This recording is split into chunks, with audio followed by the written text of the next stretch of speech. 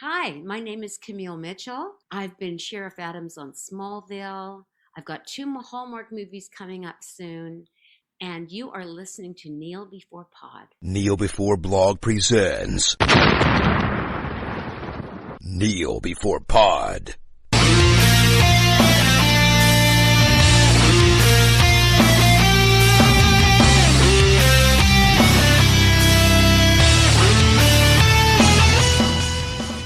Hello and welcome to Kneel Before Pod, the podcast that continues to circle the abyss, also known as January.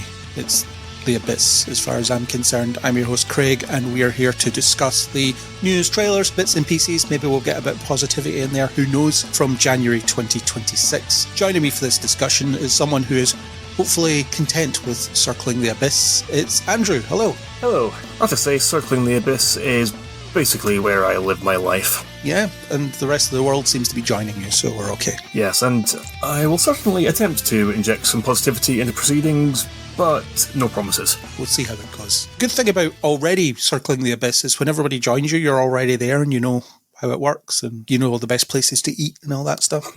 What a positive start, but it's January. January, it's still dark, even though the nights are getting a little bit lighter. We're still in January. The endless month that is January. But let's stop talking about that, lest we depress ourselves further. Let's start with a roundup of what's been in front of our eyes recently. So what have you been watching lately? When I was putting this list together earlier today, I noticed a theme of me recently having been shamelessly fraternising with your many girlfriends. Oh, good. Yesterday, Jana and I went to see The Housemaid, starring Sydney Sweeney. Incredible trash, I thought. Yeah, it is exactly the kind of lurid nonsense I expected it to be. I said this last month, but I didn't realise it was Paul Feig, or I'd forgotten it was Paul Feig, or Feig, or however the hell you pronounce his name, before I went to see it. And then when I saw it was his name on it, I was like, oh, probably not going to be into this. But I thought it was fine. It is really stupid, but kind of in an endearing way in places. Yeah, I think Paul Feig definitely does comedy better than he does psychological thrillers. Yeah. There was nothing to take seriously in there, though. Nothing really seems to make sense. No, and there's so many moments that practically had the words foreshadowing flashing in neon lights. Yeah. What's your take on Brandon Sklenar potentially being the next Batman or a Batman? For some reason, he's a fan favourite casting. I don't really see it, other than he's a really big guy with dark hair. Exactly, that's about it, really. Yeah. And if that's all it takes to be Batman, then it's not much of a claim, or something to be that excited about. I really liked him in Drop, though, if you saw that one. No, I meant to see that, and I forgot it existed. It's pretty good. It's a decent thriller. Yeah, The Housemaid, fine, I suppose. Fine. Next, we've been binging the US series of Ghosts, starring the lovely Rose McIver. I watched season 1, but for some reason I didn't really pick up season 2. I do want to go back to it. It's just I fell off it and didn't go back. It was okay. I never found it funny, though. That was a problem. And we all know how funny Rose McIver can be. Yeah. The main issue for me is I've never been the biggest fan of cringe humour, which is where a lot of the comedy in Ghosts comes from. The thing is, though, I can still enjoy it because I do find most of the characters quite interesting, particularly ones who don't have a direct counterpart to one in the British series. British one got 4 seasons. That's practically unheard of for a British comedy, isn't it? Yeah, anything except Red Dwarf. Or things like Only Fools and Horses or whatever. Normally you get a couple of years out of these things and then that's it. It's almost like, unless there's some favourite legacy series, they're just not seen as much of an investment, and it's almost like the companies get bored with them. And the actors as well, they do it for a little bit and then move on. Sometimes these things are best with their brevity, things like the UK Office and so on. Yeah. You're happy it was 2 years and then that was it. Leave you wanting more rather than you're 9 seasons in, you're like, God, will this ever end? Not gonna lie, I got like that with Supernatural a few times. But it always pulled you back. That was the power of Supernatural. Exactly, yes. Remember the good old days where we had lots of TV to watch and it was coming regularly, and now you wait 3 years for 10 episodes. And you blast through it in an afternoon. But Ghosts, it's on its final season, am I right? It's on the 5th season. I've not seen anything that says that's the final one, but I may just not have seen that. Maybe I imagined things. Maybe I got it confused with the British one, or maybe it is ending. Who knows? No, yeah. When I was watching it, I got the sense that Rose McIver could be doing something better than this. But at least she's had regular work for 5 years. Yeah, it's good to see her in something, because she is amazing. When you watch iZombie, she's playing a different character in practically every episode.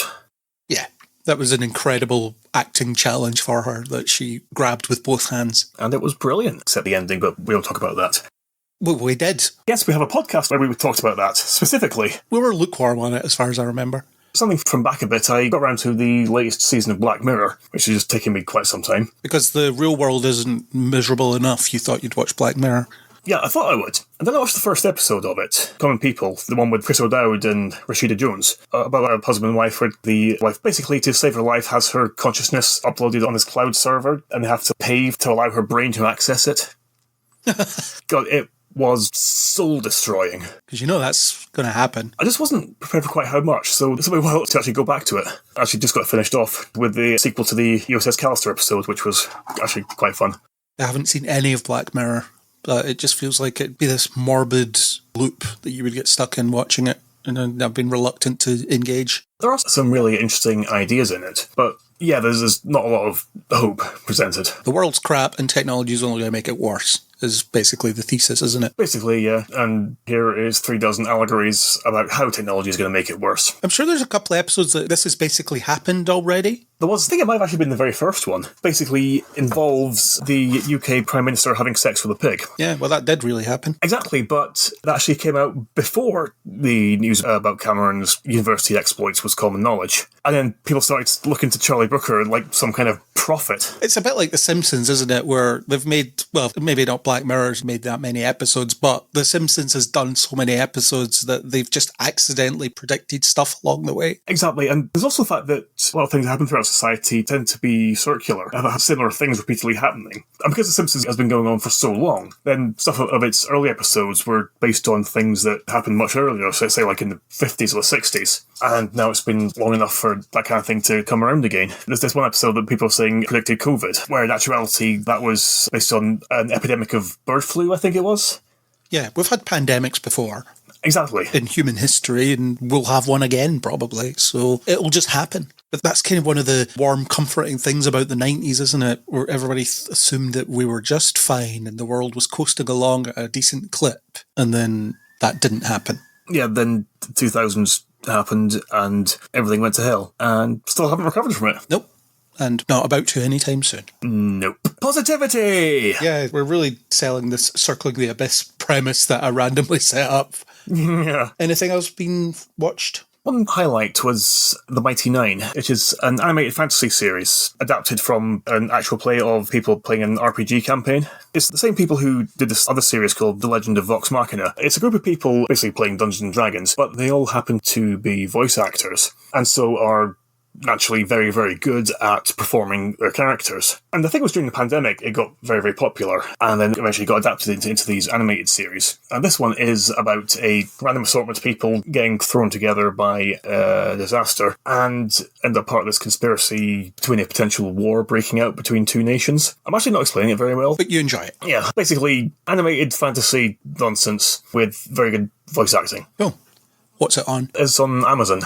Amazon, okay. Nice. Those are the highlights, the most recent things. Awesome. So check some of those out if you're inclined. I'll start with TV. I've only been watching one new thing on television, the new Star Trek series, Starfleet Academy, which I've also been reviewing and appearing on podcasts, more on that later. I've surprisingly been enjoying it. I thought it had a very shaky start where it wasn't willing to commit to its premise. And I've seen 6 episodes because I was granted screeners from Paramount. So thank you, Paramount, if you're listening. Mm-hmm. And I think that after the shaky start of episodes 1 and 2, it really gets going. It really hits the ground. I'm really into the ensemble cast. I like the way that they are viewing the Star Trek universe from different perspectives. I think the stories they're telling are very thoughtful and interesting. And I would almost go as far as to say that it's possibly the most modern Star Trek series that we've had in live action. After thinking they weren't going to aim this at the young adult audience that it's really supposed to be, it now definitely feels like they're gearing in that direction, and I'm really enjoying it. So hats off to them for winning me over after a very shaky start. I've only actually watched the first episode so far. Okay. So my current view of it is middling, shall we say. The first episode, it's just your standard Star Trek crisis, but there's cadets instead of officers, and they're pretty much as good as officers. Yes, and each of them happens to be a very specific teen movie archetype. You've got the brooding bad boy, a privileged overachiever, the arrogant rich guy who will have a rivalry with said brooding bad boy, the overenthusiastic, eager-to-please girl. It's all very, very familiar. I am assuming that the characters will be developed beyond this kind of superficiality. Definitely. Yeah, they are. But just from the first episode, I was just kind of like, Yeah, okay, so that happened. Also, the opening sequence of the episode seemed really out of place. Yeah, that was one of my major criticisms in my review. The prologue is way too long. It takes far too long to actually get started. Yeah, it shouldn't have even had one. No. Everything that we find out there should have been mentioned as the series progresses, sort of finding out this information at an organic rate for the story being told. Whether it instead just giving it basically the equivalent of an info dump that robs any connection to it of any real significance because we already know what it is. We already know what's happening. In a way, it was like the first episode of Prodigy. After a while, I was just thinking, hang on, am I watching the right series? Well, the first episode of Prodigy is you've got a bunch of people trapped on a crappy Star Wars planet and they use Star Trek stuff to leave it. Exactly, yes. That is exactly it. I can't take credit for that. I can't remember who I saw say that, but I was like, yep, that's spot on. Definitely an accurate observation. Didn't actively dislike it. Just, I'm waiting to care. Certainly the first episode feels reluctant to lean into the premise of it being Starfleet Academy, which makes it suffer massively, and I just found it pretty dull, the first one. The second episode is better, but it's also not an Academy episode. Then episode 3 is a proper Academy episode. Episode 4, same thing. Episode 5 definitely is, and without spoiling it, episode 5 manages to use nostalgia in the right way in a modern Star Trek series. Can you imagine such a thing taking place? I'm sorry, I was under the impression that nostalgia in a modern Star Trek series was only to be used to draw parallels between stories that the series is trying to remake. Strange New Worlds. Yeah. So I like the characters, really like what they're doing with the premise. I keep comparing it in my head when I'm watching it to a CW series, and in a lot of ways it does feel like CW does Star Trek, but also I mean that in the best way. I know a lot of people will just insult the CW, but they had a formula that worked really well for them. And on some level, they're applying that to Star Trek. And it works because the focus can be in the right place, or at least it is eventually. So stick with it and see how you get on, because good show. Yeah, the first episode isn't a strong showing, and the amount of vitriol it's getting online, and I don't even have to repeat what some of that is, but you can imagine what people are saying about it. It's all the stuff you expect. But of all things, Holly Hunter has been criticised for how she sits in a chair. That's quite a common complaint that I see online from certain people. Right. Well, she's a terrible captain because she relaxes in a chair? Okay, I can accept general whining about how it shouldn't be possible for a Klingon Jem'Hadar hybrid to exist. It obviously can if you think about it for 5 seconds, and I just imagine how things progress through the centuries. Also made up. They aren't real. Exactly, yes. But someone's seating position is just looking for reasons to dislike somebody, which is totally not because she's a woman. Of course. Yeah. And the Jem'Hadar thing, people were criticising, well, the Jem'Hadar didn't have women. Yes, they were also genetically bred to be warriors, so they're not supposed to be like that. Exactly, and also genetically bred to be drug addicts. Yes. So you can imagine that once they sorted that out, they managed to restore them to a more natural evolutionary path. Yeah, it's not difficult to comprehend.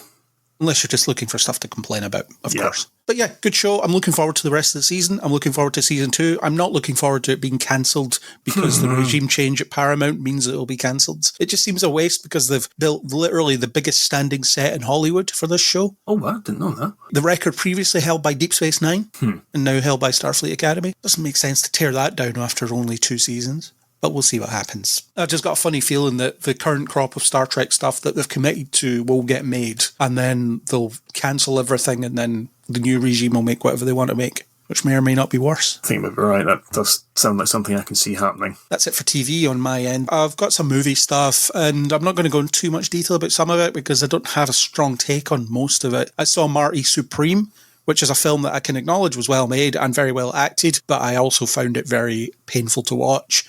I thought the lead character, Marty, was insufferable, and Timothée Chalamet's mustache was stupid, which also didn't help. I couldn't gel with it. I couldn't engage with it. I couldn't figure out what I was supposed to take from it as a viewer. I really hate stories about just arrogant little pricks getting their way or manipulating their way and never really being punished for their transgressions. And that's very much what the story is. Every time he gets punished, he sort of weasels his way out of it. I genuinely don't understand how I'm supposed to engage with characters like that. It's a safety movie, so it's making you uncomfortable on purpose, but at the same time I was like, okay, but what am I supposed to get from it? What's the takeaway other than I don't like this kid? So Anaconda, which I thought was better than I expected, but also didn't like it. It really fails to lean into the potential of what it is, which is a fan remake of Anaconda as a fan remake of Anaconda. It just doesn't work because they don't seem to realise that there is that meta level of storytelling going on that they could play with. Jack Black was impressively subdued, which I was happy with because after Minecraft, I never wanted to look at the guy again. Oh my God. Paul Rudd was fine. He was Paul Rudd. There wasn't enough engaging big snake stuff in there for me. So it is a thing that came out and was a bit pointless, but someone had fun making it, I suppose. Don't waste your time. That wasn't one that I managed to get around to. Oh, I did rewatch the 90s one. So did I. It's not as good as I remembered it. No, it's not. It's still totally hokey nonsense, but it takes itself too seriously. It doesn't realise how trashy it is. Yeah, so that's a thing that came out. I also saw Song Sung Blue, which is Hugh Jackman playing a Neil Diamond tribute guy. I really enjoyed it, actually. I was really drawn in by it, and I think Hugh Jackman is as magnetic as ever. It's really weird seeing him play his age, or possibly even older than his age. He's playing more age-appropriate than you usually see, and he's got that very over-the-hill, tired quality to him that I think works really well for it. It's quite a charming little story, and it's engaging enough to watch. I would recommend it. Kate Hudson, very good in there too. Good stuff. Again, I don't have a strong take on it. I just think it's a nice little story, so it's worth watching. Same thing with Giant, which is the story about Prince Nazim Hamid, the boxer's trainer, played by Pierce Brosnan, who I think for the first time ever, certainly that I've seen, uses his real voice, his real accent, his Irish accent. Because every other time I see him, he seems to be just doing his James Bond voice. The only thing I can think of off the top of my head where he actually sounds Irish is the hitman he plays in The Long Good Friday. Oh yeah, I have seen that. Bob Hoskins, as this gangster. That would have been quite an early thing for him, wouldn't it? It really was, yeah. I think it was one of his first roles, actually. It's pretty good. Again, don't have a strong take on it, but I think it was decent. I remember watching Prince Nazim Hamid's fights back in the day, so I had that connection to it, but I had no idea about this trainer that got pushed out and the arrogance and so on, because I was pretty young when his career was ongoing, so I didn't know any of this stuff, but it was an interesting story to have told. Good. And Pierce Brosnan's good. Again, playing his age, and definitely older as well for some scenes. He does some old age makeup as he goes. I also saw Hamnet, which I liked. It was very moving and emotive and all that stuff. I wasn't blown away by it. And I know there was a big viral thing that went online about someone's review calling it the best film ever made. You're just damning yourself if you try to do that nonsense because A, you haven't seen every film ever made, and B, it's impossible for this to be the best film ever made. That's just ludicrous. It's a ludicrous claim. You're just writing that to get on the poster, aren't you? Exactly. When people do that, it's obvious and it's cringy and it just evokes nothing but contempt. And it devalues criticism as well, because it makes it look like everyone's just trying to get their name on the poster. Definitely. Whenever I write a review, I'm never trying to get on the poster. I don't use those types of declarative sentences. No, because they're boring. They don't tell you anything. A revelation or sublime or nonsense like that. A tour de force. Those kinds of superlatives that people just put on for poster or trailer bait. I've been quoted in one trailer in my entire life. Same. Which was this Irish horror movie called The Hallow, which was excellent. It was a couple of words from a review saying genuinely scary, which also got put on the DVD cover, which I was quite pleased with. I've been on one trailer and the poster for that movie, Steel Country, I think it was called. Oh, yes. What's his name? Moriarty from Sherlock. Andrew Thingley. Yeah, that guy. Oh my God. None of us can remember it and we're not going to look it up. Let's move on. That was one where I was on the trailer with my stars, I think, and on the poster / DVD cover, and also Robert the Bruce, where my stars made it on there. I remember that one, yes. And possibly other ones that I just never found out about. Anyway, Hamnet, Jessie Buckley, excellent. We'll probably talk about her pretty soon. More than likely. Good story, well told. Don't have a strong take on it. Really, that's a theme for me. I was going to say I enjoyed it, but no, I didn't. You're not supposed to enjoy it. It's a deeply gut-wrenching story.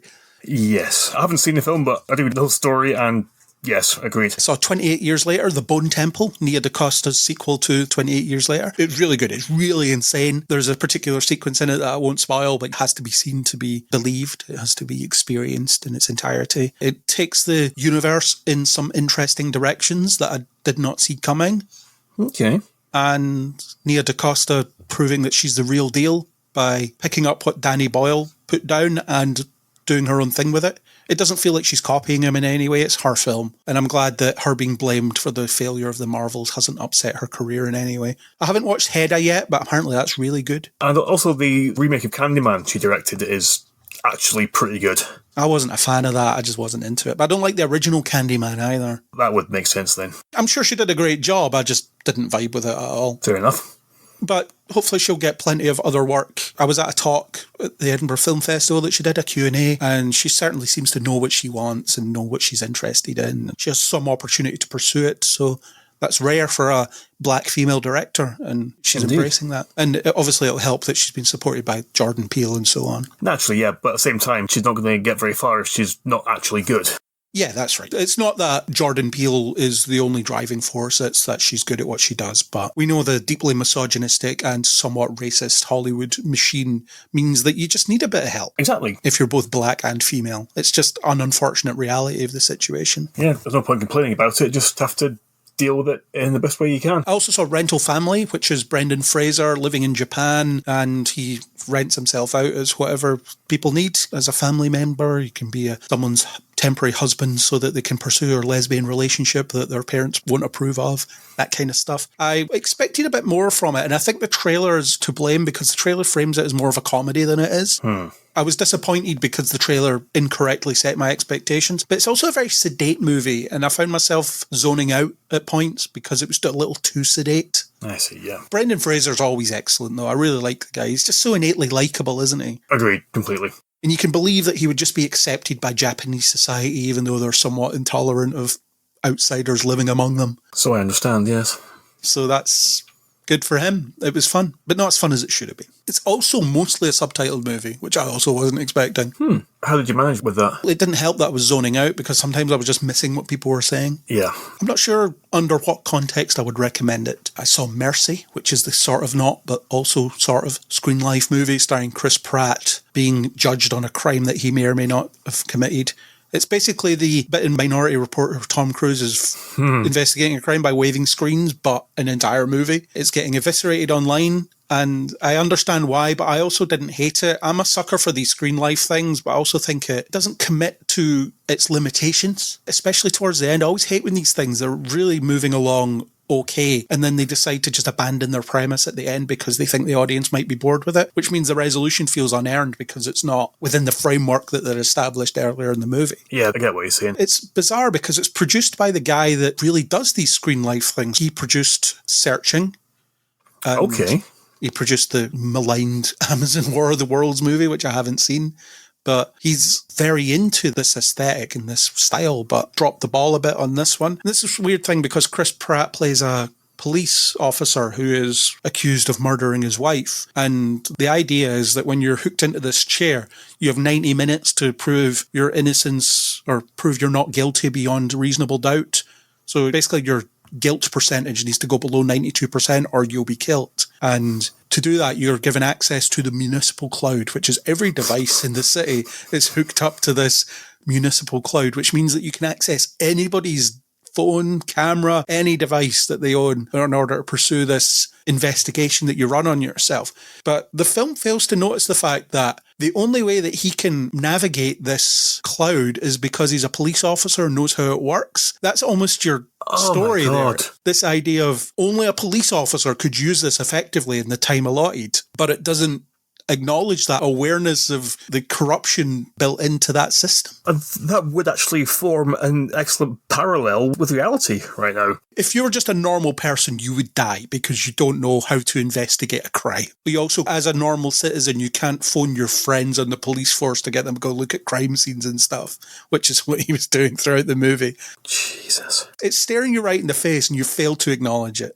Instead, they have this half-baked, AI makes mistakes and so do humans, which isn't really saying anything. I'm not going to get started on my thoughts on AI, particularly in a creative context, because I will not shut up, and you'll probably run out of comedy sound effects to blank out all my swearing. It's a misfire, but I was sort of into all the waving screens and different things that were happening, and I wonder if it would be forgiven more if it was starring someone that was on a CW show or something like that instead of Chris Pratt. Could be a vehicle for someone you've never really heard of, but I think the Chris Pratt of it all will maybe make people expect something more star-making or something more flashy, but it isn't really that. Rebecca Ferguson's an AI. Somehow they got her to do that. the number of zeros on the payment offer, perhaps. Probably. And the last film that I watched was Return to Silent Hill, which was atrocious. So bad that I just closed my eyes hoping I could nod off for a bit, but it didn't happen. It's just so hopelessly constructed. And it's weird because it was directed by the same guy that did the first Silent Hill movie, which I remember being fine. Yeah, I actually genuinely quite like the first Silent Hill movie. I don't remember much of it, but I remember not hating it. And it's surprising that it's such a misfire. This one, it's based on the story of Silent Hill 2. So if you've played that game, you'll know exactly how it all plays out and what the quote-unquote twist is. Also, weirdly, I got the sense that it was designed to be in 3D and then they changed their mind at some point because there's just so much crap getting put in front of the camera throughout in a really distracting way. You know when you watch one of those early 3D films like Beowulf or whatever? My Bloody Valentine. Yeah. And then you watch it in 2D and then you're really distracted by all the stuff that's passing in front of people or being thrown at the camera and things. It was like that. And I was just thinking, were they thinking about putting this in 3D and decided not to? And it just seems like a weird thing to consider at this point because it's effectively a dead format unless you're James Cameron.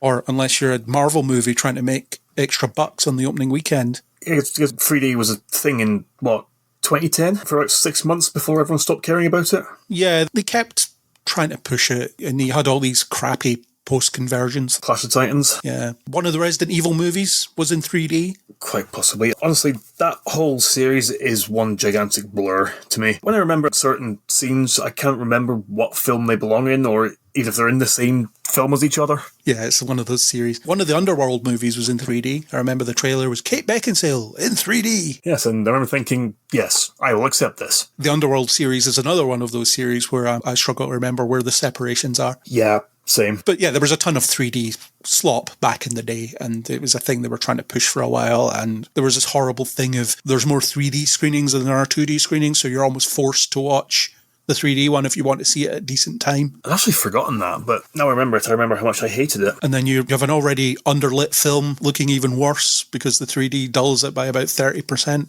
Crazy. Yep. But anyway, Return to Silent Hill wasn't in 3D. It was just bad. Was it worse than, Revelations? I haven't seen that one. I only vaguely remember it. Only vaguely remember the first one. It was one of the rare occasions where Sean Bean survives. He comes back in the second one, doesn't he? He does, yes.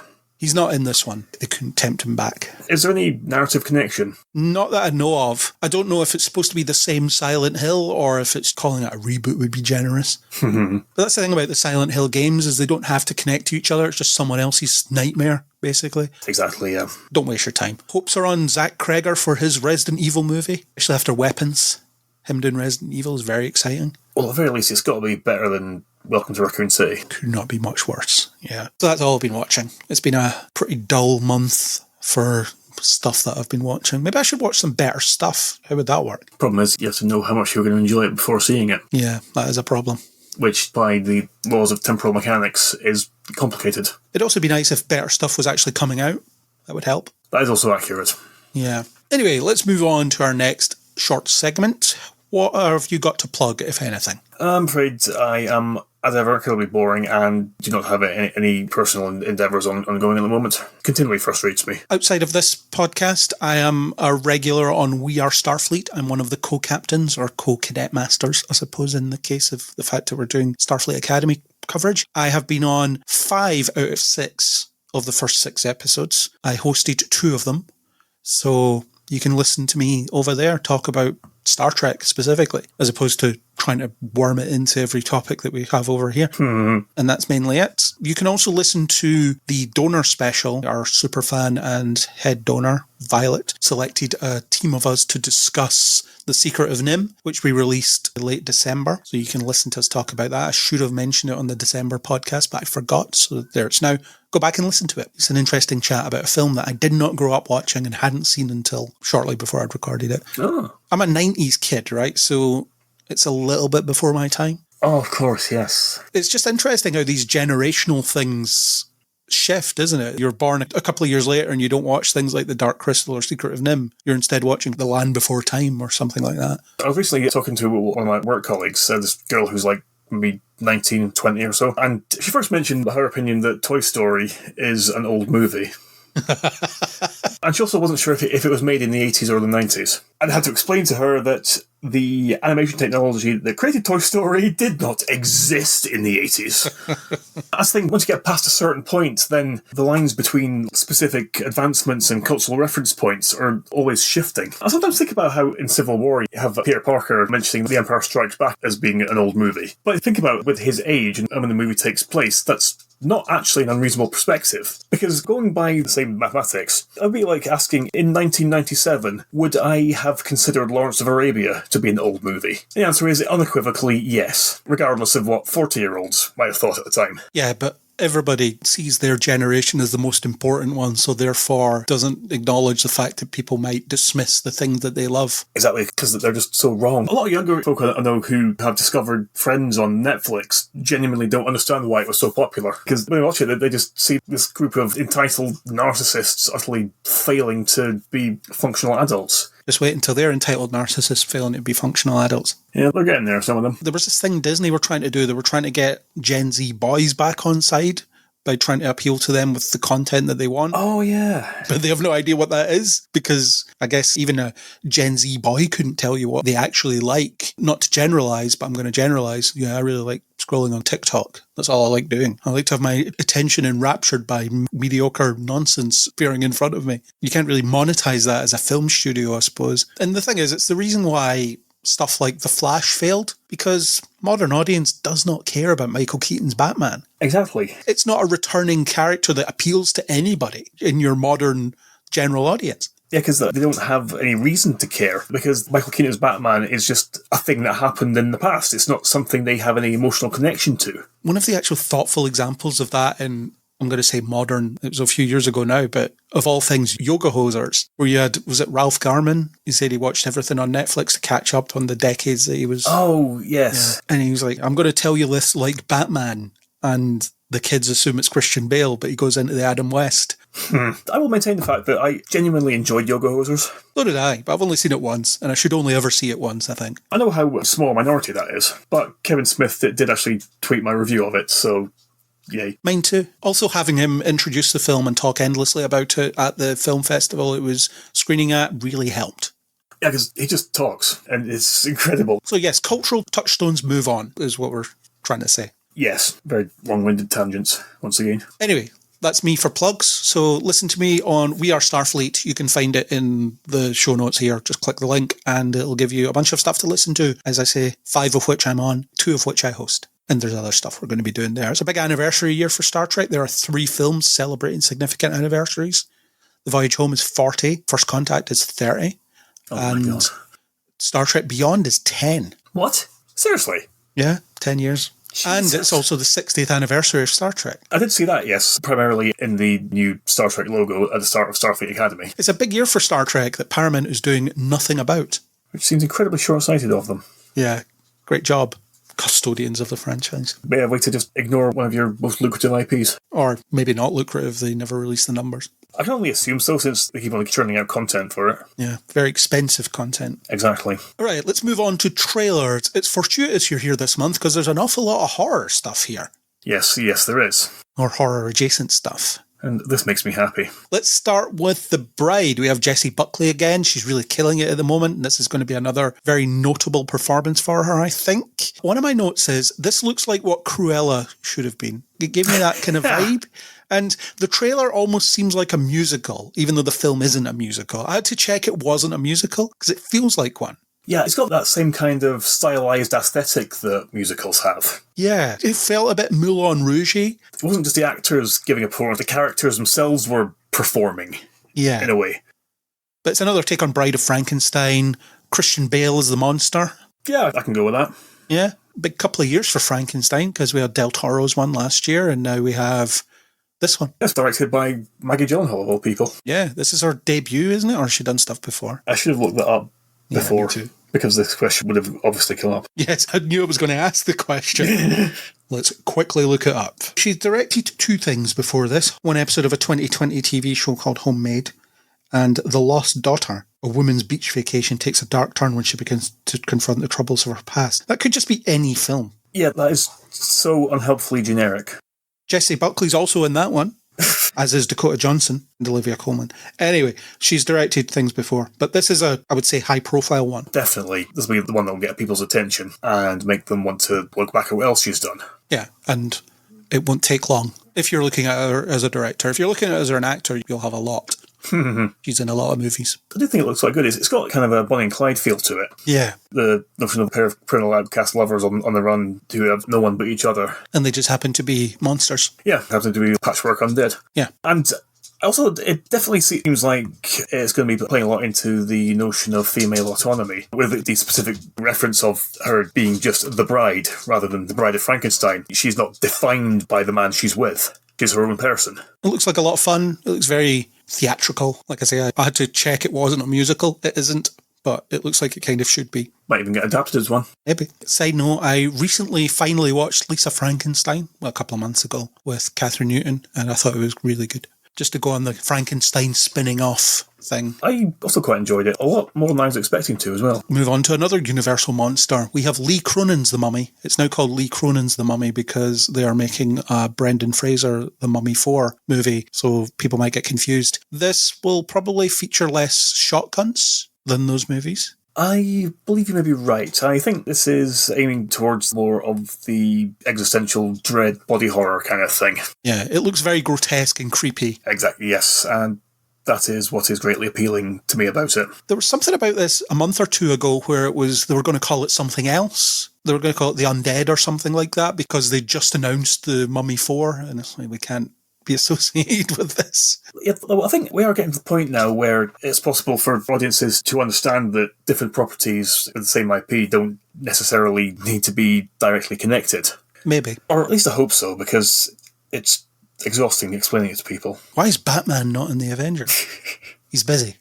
I'll just leave it at that. He couldn't be here this week. Really bad traffic on the bridge out of Gotham. Yeah, this is a very short teaser. It feels more in the vein of, say, Nosferatu. Exactly. It wants to make your skin crawl rather than give you jump scares. And I, for one, can applaud that. For sure. I actually think more horror needs to be like that. Let's move on to The Dreadful, which I hope is not a description of what the film will be. I don't have much to say about it. It looks very unsettling. It's that very Puritan atmosphere, isn't it? These people where their lives just kind of suck because they have no resources and they're repressed. You know, I said a couple of months ago when talking about that Amanda Seyfried musical, The Testament of Anne Lee, repressed frolicking desire is sure to become a catchphrase of this podcast. And it looks like we have some of that here. Game of Thrones reunion, notably, in this as well. Yes, and if you didn't note that, then every single comment on the YouTube video of the trailer will remind you of that. Yep. Oh, they were in Game of Thrones. Okay. A lot of actors were in Game of Thrones, actually. Yes, literal hundreds. It's not difficult to find two of them, even if they were central characters. But anyway, yeah. Yeah. Looking at it, it's probably not for me. I feel like it will be very meditative and slow-paced and kind of dull. It feels like the kind of film that I'll fall asleep for 20 minutes at some point and not feel like I missed anything. I imagine it'll be the kind of story where it's trying to set up some kind of allegory, comparing human desire and human urges to literal demons. But just from what the trailer was showing, I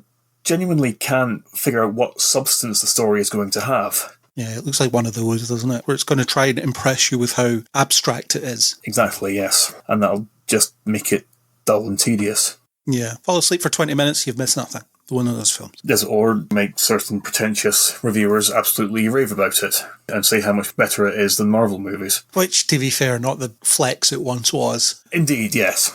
All right, still in the horror theme, we have Undertone, which is a creepy podcast. A podcast that seems to haunt the person that's hosting it. It's not quite screen life, although there'll be some element of that, I think, but it seems to be a very intimate horror, the thing that comes for you when you're supposedly safe. It's in your house. It's taking over the thing you love doing as well. There's something about that. It also reminded me of a very low budget movie called Monolith that was about this podcaster that was studying this monolith that had cropped up and was being driven mad by all the stories and the encounters and so on. Although I think that this film will be very different, but I just get the sense that it's something that's invading your safety net, your bubble. Exactly, because with these recordings and by being on the internet, you've opened up passageways to yourself, so you're never truly insulated from the forces around you. There's always some way they can get through. Whether that be with a nasty comment or something else. And I think doing that via sound, I think it's going to play out quite well, because things that you hear can be so much more insidious than things that you see. Because we are creatures who have evolved to primarily react to our circumstances based on sight. That's what we experience the most, that's what we take in the most, that's what we process the fastest. But when we hear things you can't place, then it takes longer to figure out what they actually are, if you even can figure out what they are. And sometimes when you do, you'll wish you hadn't. Yeah. I think it made me think of most was this Canadian film called Pontypool, which was set entirely within a studio in a radio station. And there's basically 3 characters. And you have the presenter just relating news about this ongoing story of first there's been some kind of incident, and then people are hurt, and then people are attacking people, and then it evolves into utter chaos. But all the developments are all presented through sound, through telephone calls or recordings being sent in, and that makes you imagine what's happening rather than actually being shown it. And as most people are aware, you can often imagine far more elaborate and destructive horrors than may actually exist than anything reality can throw at you. This looks interesting. It does. I will go into it intrigued. Plus there's a lot of superlatives in the trailer that tell you it's the best thing ever. Of course, so it must be amazing. Yeah, it must be. Yes, that's how that works. Okay, let's move on to Vampires of the Velvet Lounge, which looks like an insane, almost Robert Rodriguez-esque action movie where you have Dishon, is it Dishon you pronounce her name, I think? Lackman as your vampire killer. There's lots of neon, there's lots of flashy colours, there's lots of over-the-top violence. Lots of visual effects where I couldn't figure out if they were supposed to look really bad. Yeah, it looks very trashy. Yeah, when I was watching the trailer, I did get the overall impression I was going to really enjoy it, because it just looks like hot garbage. But at the same time, I can't quantify exactly why. There's nothing overtly distinctive about it to make you excited. But I thought there's something about it that was oddly compelling. Yeah, like I say, Robert Rodriguez-esque. It reminded me a little bit of Machete and so on, that kind of vibe. Yeah, Planet Terror, and obviously From Dusk Till Dawn. Yeah, but it's hard to tell if it's self-aware about itself or if it is just dumb. Yeah, I think that was my main issue. I'm going to enjoy it, no matter how bad it is. It'll probably get to the point where I will enjoy it because of how bad it is. It's the most Andrew movie on this list, I think. Agreed. I happened upon this trailer when I was watching the other trailers, and I'm like, oh, this has to be on. YouTube recommended it to me, and one of the rare occasions where YouTube recommended something to me that I actually wanted to engage with. Yeah, not often that happens. No, it happens less and less these days, I'll tell you that much. Not much to say. We'll see if it is aware of how trashy it is, and if it is, it will be a lot of fun if it brings you with it. But if it takes itself seriously, or if it thinks it's some kind of subversive, over-the-top thing, then it won't work. Agreed. Let's move on to They Will Kill You. My top note on this one is this looks like something Ben Wheatley would have made. Okay, yeah. Yeah, I see that. It reminded me of that kind of shoot 'em up style that he was doing at one point. I also was surprised when it turned into an action movie because I was expecting it to be more horror focused. The corridor scene I thought was genuinely unsettling. It had that kind of liminal space idea, Yes. and I was like, oh, she's going to be trapped in here and not going to get out. But instead it's Zazie Beetz tearing through a lot of people. It really gave me a similar vibe to Ready or Not. I've got that exact note. I'm sure you do. Just want to get in there to sound like I know what I'm talking about. We didn't rehearse this, listeners, just so you know. I have 2 very distinctive reactions to the trailer. As you say, at the start of it, it looks like a serious, sinister horror kind of thing. It's trying to be The Shining, kind of. Exactly. Women coming to work at a mysterious building, being given cryptic warnings by people, and turns out there's some conspiracy at the heart of it involving human sacrifice. So I was thinking, yeah, okay, that's all kind of generic, not sure I'm that fussed about it. Then when the action started, and it just went completely insane, I was just like, I am in. 100%. It just looks spectacular. And it's Zazie Beetz scratching that itch that she never really got to as Domino as well. Yes. But that was a note I had, as a matter of fact. We didn't rehearse this, honest. Yeah. If we keep saying it, people might believe us. It's a shame we'll never see her Domino again, even though they could just reintroduce her and we would all like it. Yeah, but they won't bother. No, they won't. She was a one-shot thing. But yeah, Ready or Not-esque, and like I say, I was reminded of the stuff that Ben Wheatley was making. Maybe just specifically Shoot 'em Up. That's the thing that came to my mind, which is a film that I felt like overstayed its welcome. I was like, I get it. They keep shooting each other. Can we move on now? When I say Shoot Up, do you mean Free Fire? Maybe. Yeah. Shoot 'em Up was the one with Clive Owen and Monica Bellucci. Yeah, it must have been Free Fire. The Ben Wheatley one, where they shoot each other a lot. It's got Brie Larson and Armie Hammer and other people. Yeah, that one. Yes. Glad you corrected me. because there was an angry comment being written as we speak. Which would be nice, because we'd at least get a comment. You were wrong. Yes, I was. I think you'll find, or, well, actually... Then you can diffuse it instantly by being like, you're right, I was wrong. Thank you for pointing it out. Yeah, because they don't know how to react to that. I was ready to be superior. Sorry, listener that didn't get to do that. I'm really into this. Looks like a lot of fun.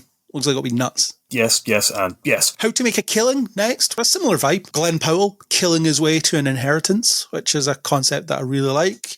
It's another Eat the Rich movie. I love the line in the movie where it says, money does buy happiness. Yeah, I agree.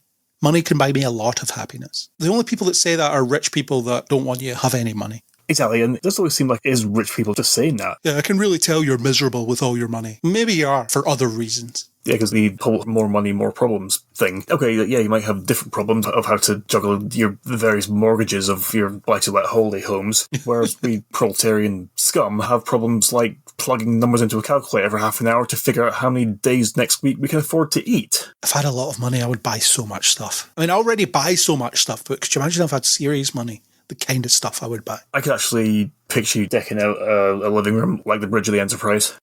Yeah, that'd be one thing I would do. Absolutely. In this, there should be some creative kills. I really like the one where he ties the guy to the anchor, lets it fall. That was fun. I'm sure I've seen that in something before, but it's still good. Glenn Powell has charisma to burn, so he's always going to be a good lead in things like this. The Running Man, I didn't love the movie, but I thought he was very good in it. I really like that he's enjoying this renaissance of being a leading man. He's about a year older than me, I think. Or a year younger. He's very close to my age. What are you doing with your life? Unfortunately, I don't look like Glenn Powell, so I don't have the same kind of opportunities he does. And I suppose neither did he until recently. He's a guy that was always around, but never quite in front of things. Yeah, and then just kind of exploded. Yeah, it's weird that they talk about Top Gun being the thing he exploded in, but he's in very little of that movie. I think maybe just because it was the first big thing that people actually noticed him in. Yeah, but this looks fun. I do enjoy a good Eat the Rich movie. Absolutely, it's very satisfying. So I actually first saw the trailer in the cinema before The Housemaid, and before the title came up, I actually thought it was going to be a remake of Kind Hearts and Coronets, which is a Ealing comedy from the 50s, involving Alec Guinness playing multiple members of a loathsome aristocratic family who are killed one by one by a guy who wants to inherit the peerage. Maybe it's inspired. Seems like a very similar setup, but updated to now rather than early 1900s. Just a random thought, anyway. Sure, I'll have fun with this up until the point that it outstays its welcome, as a lot of these types of films tend to do. That sounds plausible. Next up, The Death of Robin Hood. We have Hugh Jackman as Robin Hood, a very old Robin Hood. One might even say an old man Robin. Old man Robin, yeah. Which I'm sure was exactly what you were about to say next, wasn't it? It was. He'll make films that are basically Old Man Logan without actually making Old Man Logan. It seems like this film is going to be interrogating the myth and the perspectives on that myth. Aaron talks about this quite often when it comes to adaptations because of the cycle of how things are adapted. So how quickly things move on, and they move on multiple times per generation. But it's this idea of the original conception of Robin Hood was way different to what we consider to be Robin Hood now. Because you can have versions like this, or you can have a talking fox in a Disney cartoon, or you can have whatever that Taron Egerton one was. If I recall, it was the true untold story. Yes. Unlike every other true untold story. The Taron Egerton one was just basically Arrow, but in that time period. And distinctly mediocre. Same producer as well. It was a Berlanti production. Greg Berlanti. Yeah. I didn't notice that, actually. It's entertaining trash, which I quite like. I enjoyed it at the time, anyway. This version seems to be about how myths inspire people. There's a suggestion of a passing of the bow as well. You want me to make you a bow? It weirdly reminded me of Noah, of all things. Okay. It had that kind of Aronofsky quality to it, and I'm sure that was deliberate, but Noah was that reinterpretation of a myth and how the myth is passed down and things like that. It also had that desolate landscape look to it that Noah had. Just a weird thing to conjure up when I was watching this trailer, but I certainly conjured it up. I can't remember exactly what the line was. There was something someone mentioned about bad things happen when you come to this island, presumably meaning Britain. As if the whole nation is some kind of medieval post-apocalyptic hellscape. Or just cursed in some way. Yeah, nothing but moors and foggy desolation. Which I suppose at that time it probably was. That's a good point, actually, yeah. Whenever this is set. I'm not sure this will be entirely for me. It feels like it'll be very ponderous. There'll be a lot of Robin Hood sitting around a fire saying, I'm old and past it, and that's upsetting to me. Yes, and I was never a hero kind of stuff. But it's Hugh Jackman as well, and he's always good. Yes, you can generally rely on him to give the good performance regardless of the film's actual quality. Yeah. He's one of those. Let's move on to something a little less morbid. We have a legacy sequel that maybe nobody asked for, Malcolm in the Middle, Life's Still Unfair. Were you a viewer of Malcolm in the Middle back in its day? I was actually, yes. I was the exact right age to enjoy it when it was on. I watched some of it, but I didn't see all of it. It was one of those things that I would just catch if it was on. I was never bothered if I would miss it or not. Bryan Cranston, of course, hilarious. That's where people really noticed him. Yep, and is why people were so up in arms about him when he was first cast in Breaking Bad. This is the dad from Malcolm in the Middle, and he's going to be playing a drug dealer. No, this will be terrible. And then after that is, why isn't he playing Lex Luthor? Bryan Cranston's statement about that was, because I'd be boring as Lex Luthor. I wouldn't have anything new to bring to that. Yeah, and it takes more than baldness and a beard to be Lex Luthor. Yeah, the ability to shave your head does not just make you Lex Luthor. Christ, like a porn star people were touting to be Lex Luthor because he was bald with a beard. People can't just shave their heads. No, totally impractical. Never happens. Randomly, I do remember something from, it might have been the last episode, certainly one of the last episodes of Malcolm in the Middle, where they were struggling to find a way to pay for Malcolm's college education. And Hal, Bryan Cranston, goes to a loan shark. And he says, cards on the table, I'm never going to be able to pay you back that money, so you can just skip straight to the leg breaking. Whatever you want to do to me to punish me for not paying it back, just do it now. I don't remember if the loan shark went for it or not, but it sticks in the mind. It was very funny. There's only fragments of it I remember, but I remember always enjoying it, certainly. And as much as I should hate the notion of them coming back to it so many years later just because it was once popular and we need to do it again, I actually think they've found, at least on the surface, a decent take. Yeah, that's what I thought. Obviously, in basically every legacy sequel / continuation / whatever, it doesn't have any real need to exist. But at the same time, it looks like they found an angle that will actually be engaging and also actually addresses the notion of coming back to this after so much time. Yeah, I like the idea of Malcolm's life was great when he stopped speaking to his family and now he's forced back in that bubble and it's going to ruin his life again. I think that's a great premise for something like this. Yeah, I will watch it, and I certainly won't resent its existence. And I think it'll be nice to revisit the characters, because I did love all of them for different reasons. The only not returning cast member, as far as I'm aware, is the youngest brother. Yes. I couldn't find a reason why, though. Maybe just didn't want to do it. Possibly, yeah. Or maybe he's just a mess and can't be out in public. Could go either way when it comes to child actors. Sadly. There was a moment where the actor playing Malcolm was going to be going places, but then he just did nonsense like Spy Kids or whatever. And he never really graduated beyond that baby face. And he still looks super young, doesn't he? Right, yeah. Tom Holland syndrome. Yeah, but when he's meant to be like a 40-year-old dad. Yeah, it's crazy to think that Malcolm is like our age. Yeah, it's terrifying, actually. No, TV children should always be TV children. Because that means I can stay young. Exactly, and if I pretend time isn't passing, it means I won't get any older. Yeah. The 90s was 10 years ago. It was indeed.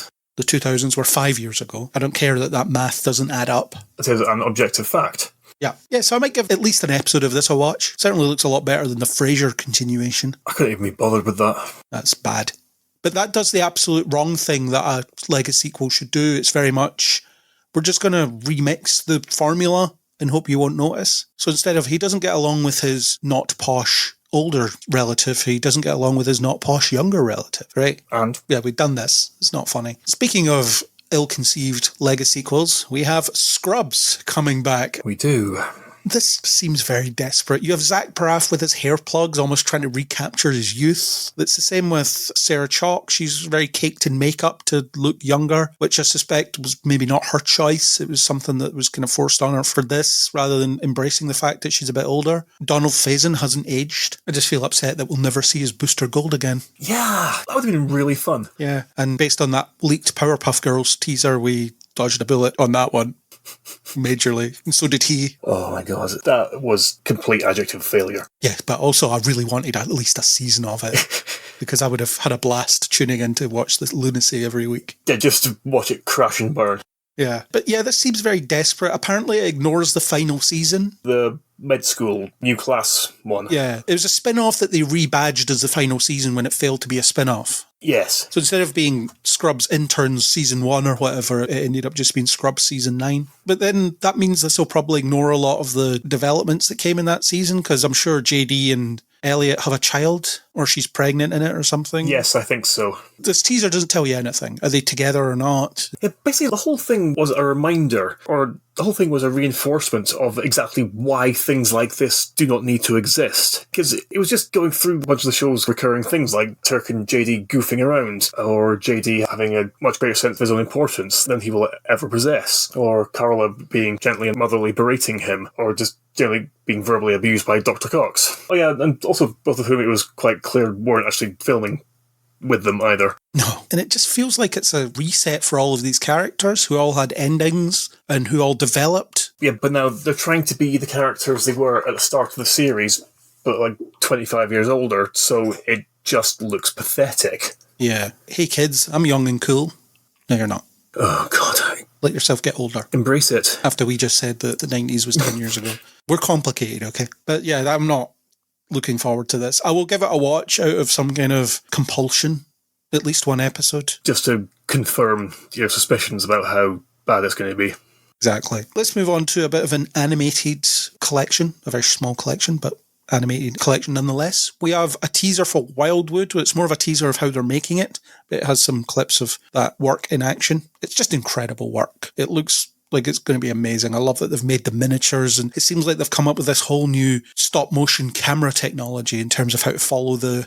Yes, I saw that. That was incredible just to see it. When you think of stop motion, what you generally imagine is having a little figure, you take one shot of them, slightly move them, take another shot, and just keep on doing that. But there's so much more to the craft, and this video perfectly highlights it. And they seem to be blending it with other stuff as well. What do you mean? It seems like they're blending the stop motion with another animation style, or I got that sense, the scene at the show where she's sitting in the chair, it seems like the person or thing that she's talking to is differently animated to her. Right, I see what you're saying. Yes. Yeah, I'm looking forward to this. This is Travis Knight's company, Leica. Yeah, they can be relied on for very good films. Yeah, and there may be a Travis Knight thing to talk about later in the show. Never know. So yeah, really looking forward to this. I think, lap this up. It's a bit like the Mission Impossible teaser where it's Tom Cruise jumping off a mountain on dirt bikes for days on end. We're going to show you how we're making this as a tease for the film itself, which really worked for me. Yeah, and they're absolutely embracing the fact that this is the film made through practical animation, which is basically a dying art form that this company is determined to keep alive. Yeah, the last one, which I still haven't seen, was Del Toro's Pinocchio. That's actually quite interesting, because obviously it's Pinocchio's story, but it's a lot different from the Disney take on it. Yeah, the remake of which came out at the same time. Yes. And was a lot worse, by all accounts. Quite considerably. But also, I just would always look to Kubo and the Two Strings, which I think is magnificent. I still haven't seen that, but I should. It's spectacular. Just the way it weaves mythology into everyday mortal life, and how magic is a thing that exists, but at the same time it's uncommon, but not something spectacular. It's something that can be understood. It mixes aspects of existing Japanese mythology with things that are made up for the story itself, or is inspired by certain things, and the way it all blends together. For the purposes of the story itself, there's no distinction between them. And I just think it's an incredible achievement. Cool. I will make sure that I'll watch it at some point. Possibly before this. I'll whet my appetite by watching that one. Very excited for this. If it doesn't get all of the awards just for craft, then it'll be a travesty. Although it's also possible that the film might end up being crap. So who knows? Probably not. I'm certainly optimistic about it. Next animation is the Super Mario Galaxy movie, which is, of course, the sequel to the Super Mario Brothers movie, which I liked. I'm not going to claim it's the deepest thing in the world, but it's quite enjoyable. It's respectful of the source material, and it clearly found an audience. I thought the first one was very good at activating a particular part of the brain while also being decent. I love the classic Mario games, and you could argue nostalgia playing a part, but also the Mario games have never stopped being nostalgic for their roots, because the sound effects are still exactly the same. The stories are still very bare bones. Mario is practically a silent protagonist in the games anyway, and in the films he never shuts up, obviously. Mm-hmm. It never really moved away from that, so it evolved but also didn't, which I find interesting about it. And this one is introducing some other iconography that they somehow didn't manage to cram into the first one, like the fire flower. We have that. We have the frog suit that's in here too. And of course, Yoshi. They haven't confirmed who the voice actor of Yoshi is yet. It's not the video game one, but it might be someone pretty famous. Who knows? Or at least someone who'll make you go, okay. Yeah, this looks good. I'm sure I'll enjoy it. It's not to be taken too seriously. Some effort is put in. It's not just made as a cash grab, even though it undoubtedly is a cash grab, but the people making it clearly don't consider it not worthy of their time, which I think is infectious enough. What I found in the first movie, it is basically just a litany of fan service strung together with a very thin plot. Yeah. But that doesn't mean it was bad. It was great fun. And with each gaming set piece, you can tell how much the people making it actually love what they're adapting. They have genuine affection for it, because otherwise it would have looked so flat and uninspired. Yeah, we've seen adaptations of things where the people making it clearly had no respect for the material. And it always shows. Always. Yes, and I imagine if that same kind of dedication is in this Galaxy movie, then I think it might be even more enjoyable. If nothing else, it certainly seems to have a plot with a bit more substance to it, from what I can tell so far. Yeah, the example of adaptations that have no respect for the material they're adapting that comes straight to mind are the Michael Bay-produced TMNT movies, the Teenage Mutant Ninja Turtles movies. They throw in a lot of references to the lore that people might recognise, but they just don't understand them, they don't care about them, and they don't respect the viewing audience, they don't respect the material in any way, whereas this is the opposite for me. You could see that in literally the first shot when you have Megan Fox as the character called April O'Neil, but who is absolutely not April O'Neil. Yes, I'm looking forward to this. I'm sure it'll be a lot of fun. I certainly do too. It'll just be a great time.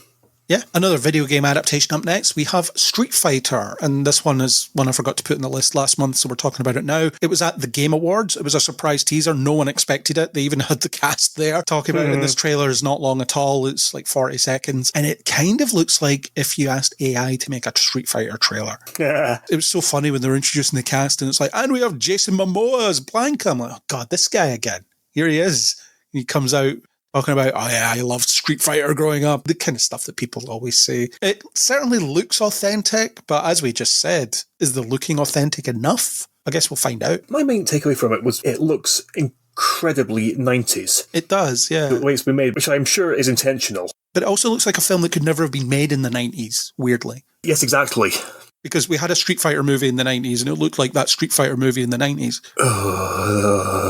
Raul Julia's last role, wasn't it? Well, I believe it was, yes, and from what I understand, he accepted the role because at the time he was effectively dying and he just wanted money to leave to his family, which is also why in the film Bison doesn't do any real fighting, because Raul Julia just wasn't physically capable of it. Yeah, he's just on wires flying around. Yep. And Van Damme had the choice between doing that or Mortal Kombat. Isn't that the story? We don't care which one you do, just do one of them. Something like that. It may have been an apocryphal story, but yeah, there was that. And Kylie was in it. What a crazy movie. Yeah, as Cammy, just ridiculous. And also interesting to look back in retrospect, Ming-Na Wen as Chun-Li. That's right, yeah. Great casting at the time. Yeah, and in retrospect, looks like a major achievement to get her in it. It's David Dastmalchian as M. Bison this time. Yeah, I'm confused about that, because obviously he's going to have been cast due to how they've envisioned the Bison character. But generally, Bison is someone a lot more physically intimidating and much larger than David Dastmalchian actually is. So I'm just intrigued to see what they've done with the character that made them think he would be a good fit for it. Yeah, Noah Centino as Ken, 50 Cent as Balrog. Yeah, I'm not into that. Eric Andre as Don Savage, whoever that is, probably in a game I've never played. Yeah, not a character I'm familiar with either. Cody Rhodes as Guile. With the hair. Big guy with blonde hair. I think that's where they stopped. What a crazy cast. Yes, and underlined, not Belgian. Yeah. It's a 40-second teaser that basically looks like it was created by AI, so it'll be difficult to determine what we're actually going to get from it, but it certainly got a lot of people's attention, and we'll see what happens. And basically, that was its purpose. Yeah. Let's move on. We have our first teaser for Star Wars Maul Shadow Lord. There's too many colons in this title. My notes are, he has the double lightsaber back. The question, are they milking Maul a bit? The answer to that is surely yes. And is this reframing him as an anti-hero, which feels weird to do because you're in an interim period between Clone Wars and Rebels, where he was a crime boss, maybe? Is this essentially the tease from Solo fulfilling itself? I've started to lose track of the chronology of some Star Wars material now. Yeah, don't worry about it. My impression of this was that they're showing parts of the galaxy that the Jedi seem to have very little influence over, or at least very little presence in. Well, it'll be an era where there are no Jedi, apart from all the ones that escaped. Oh, Christ. Exactly, I can't remember the chronology. Yeah, that makes your point for you. Yes. Jesus Christ.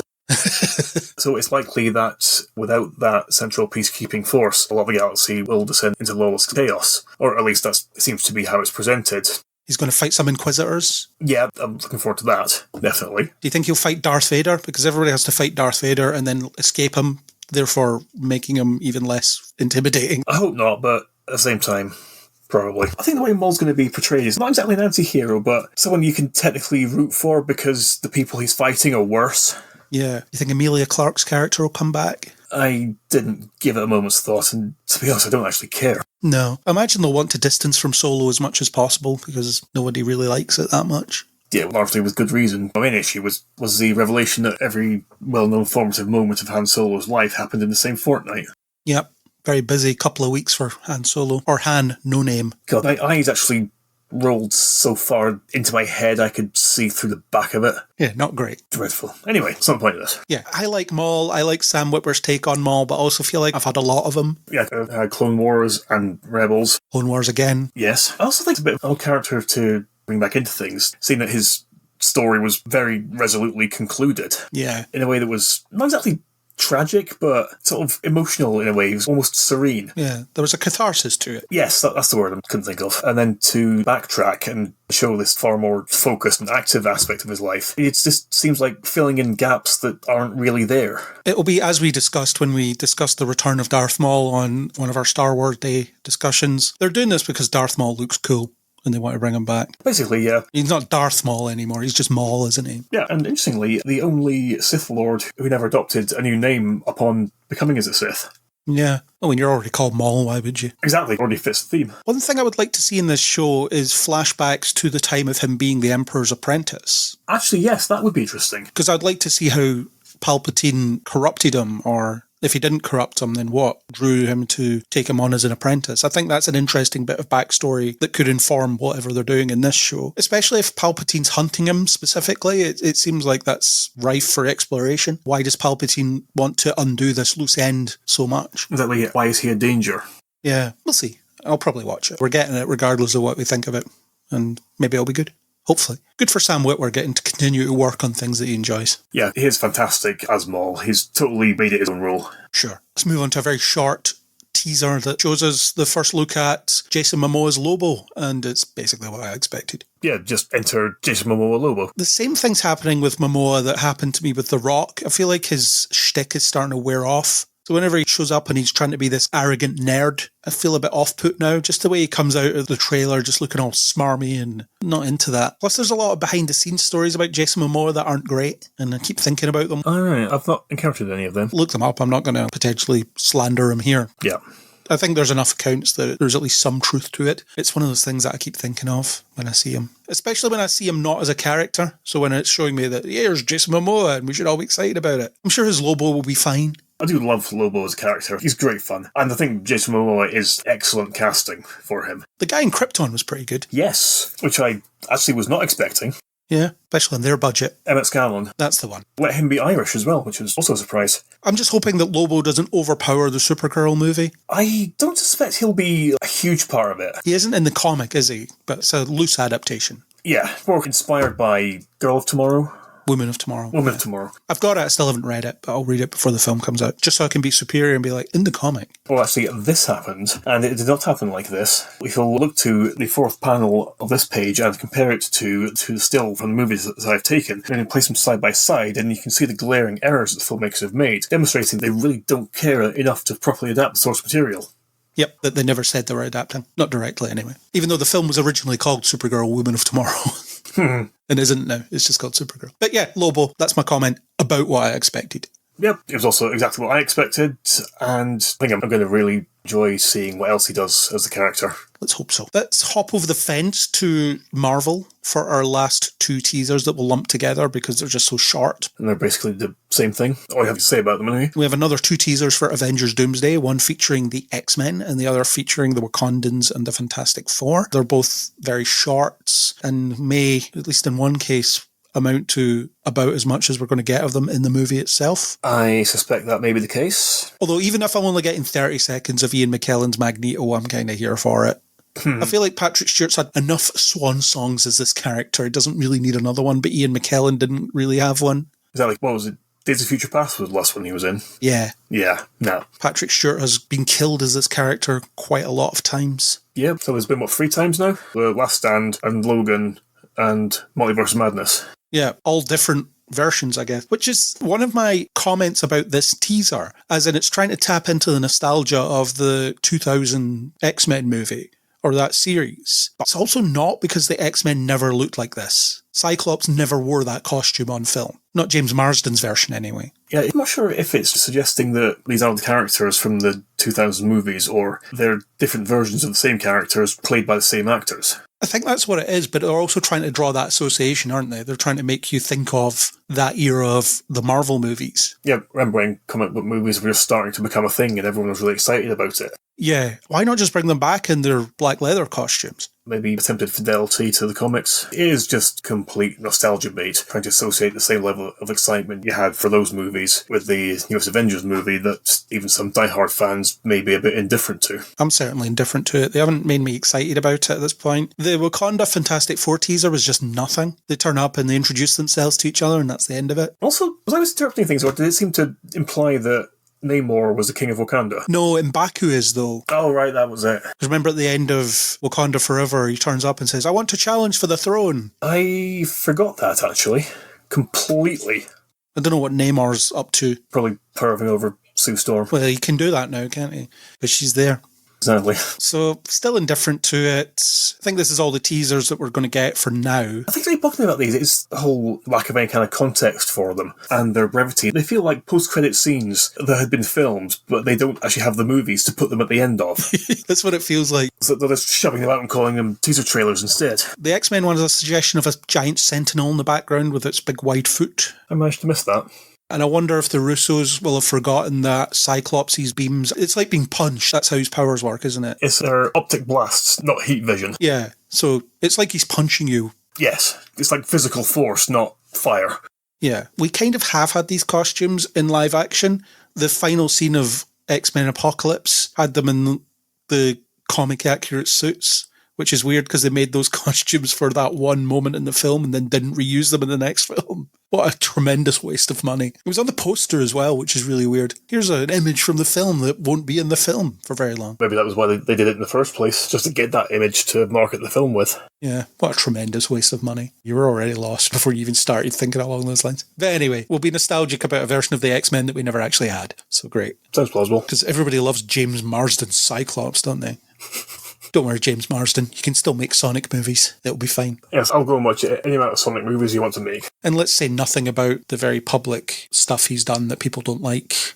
Deservedly so. Yes, these are things we just politely ignore so we can enjoy the things we like. Before we move out of trailers, I'm going to have to lift up the Sword of Power, or whatever it's called, and I'm going to have to take a trip to Eternia, which means less clothes and lots of muscles, so you might be glad that you're missing out on this. I really haven't been to the gym enough to sport a metal chest plate 3 sizes too small for me. Me neither, but I'm going to do it anyway. So if you want to amuse yourself while I lift this sword and take a trip to Eternia. I shall await your return with bated breath. By the power of Grayskull. I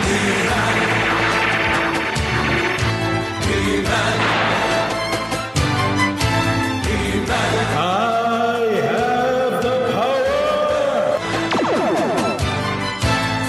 Well, Aaron, I'm back in Eternia after lifting that sword. It's come to this. I'm back, but it's January. I'm carrying a bit of Christmas lard, so it's not the best time to be He-Man'd up. You mean you haven't bulked up specifically for this? I'm disappointed.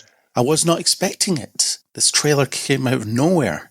All right. Well, I've been waiting in Eternia all this time, actually. Angus left.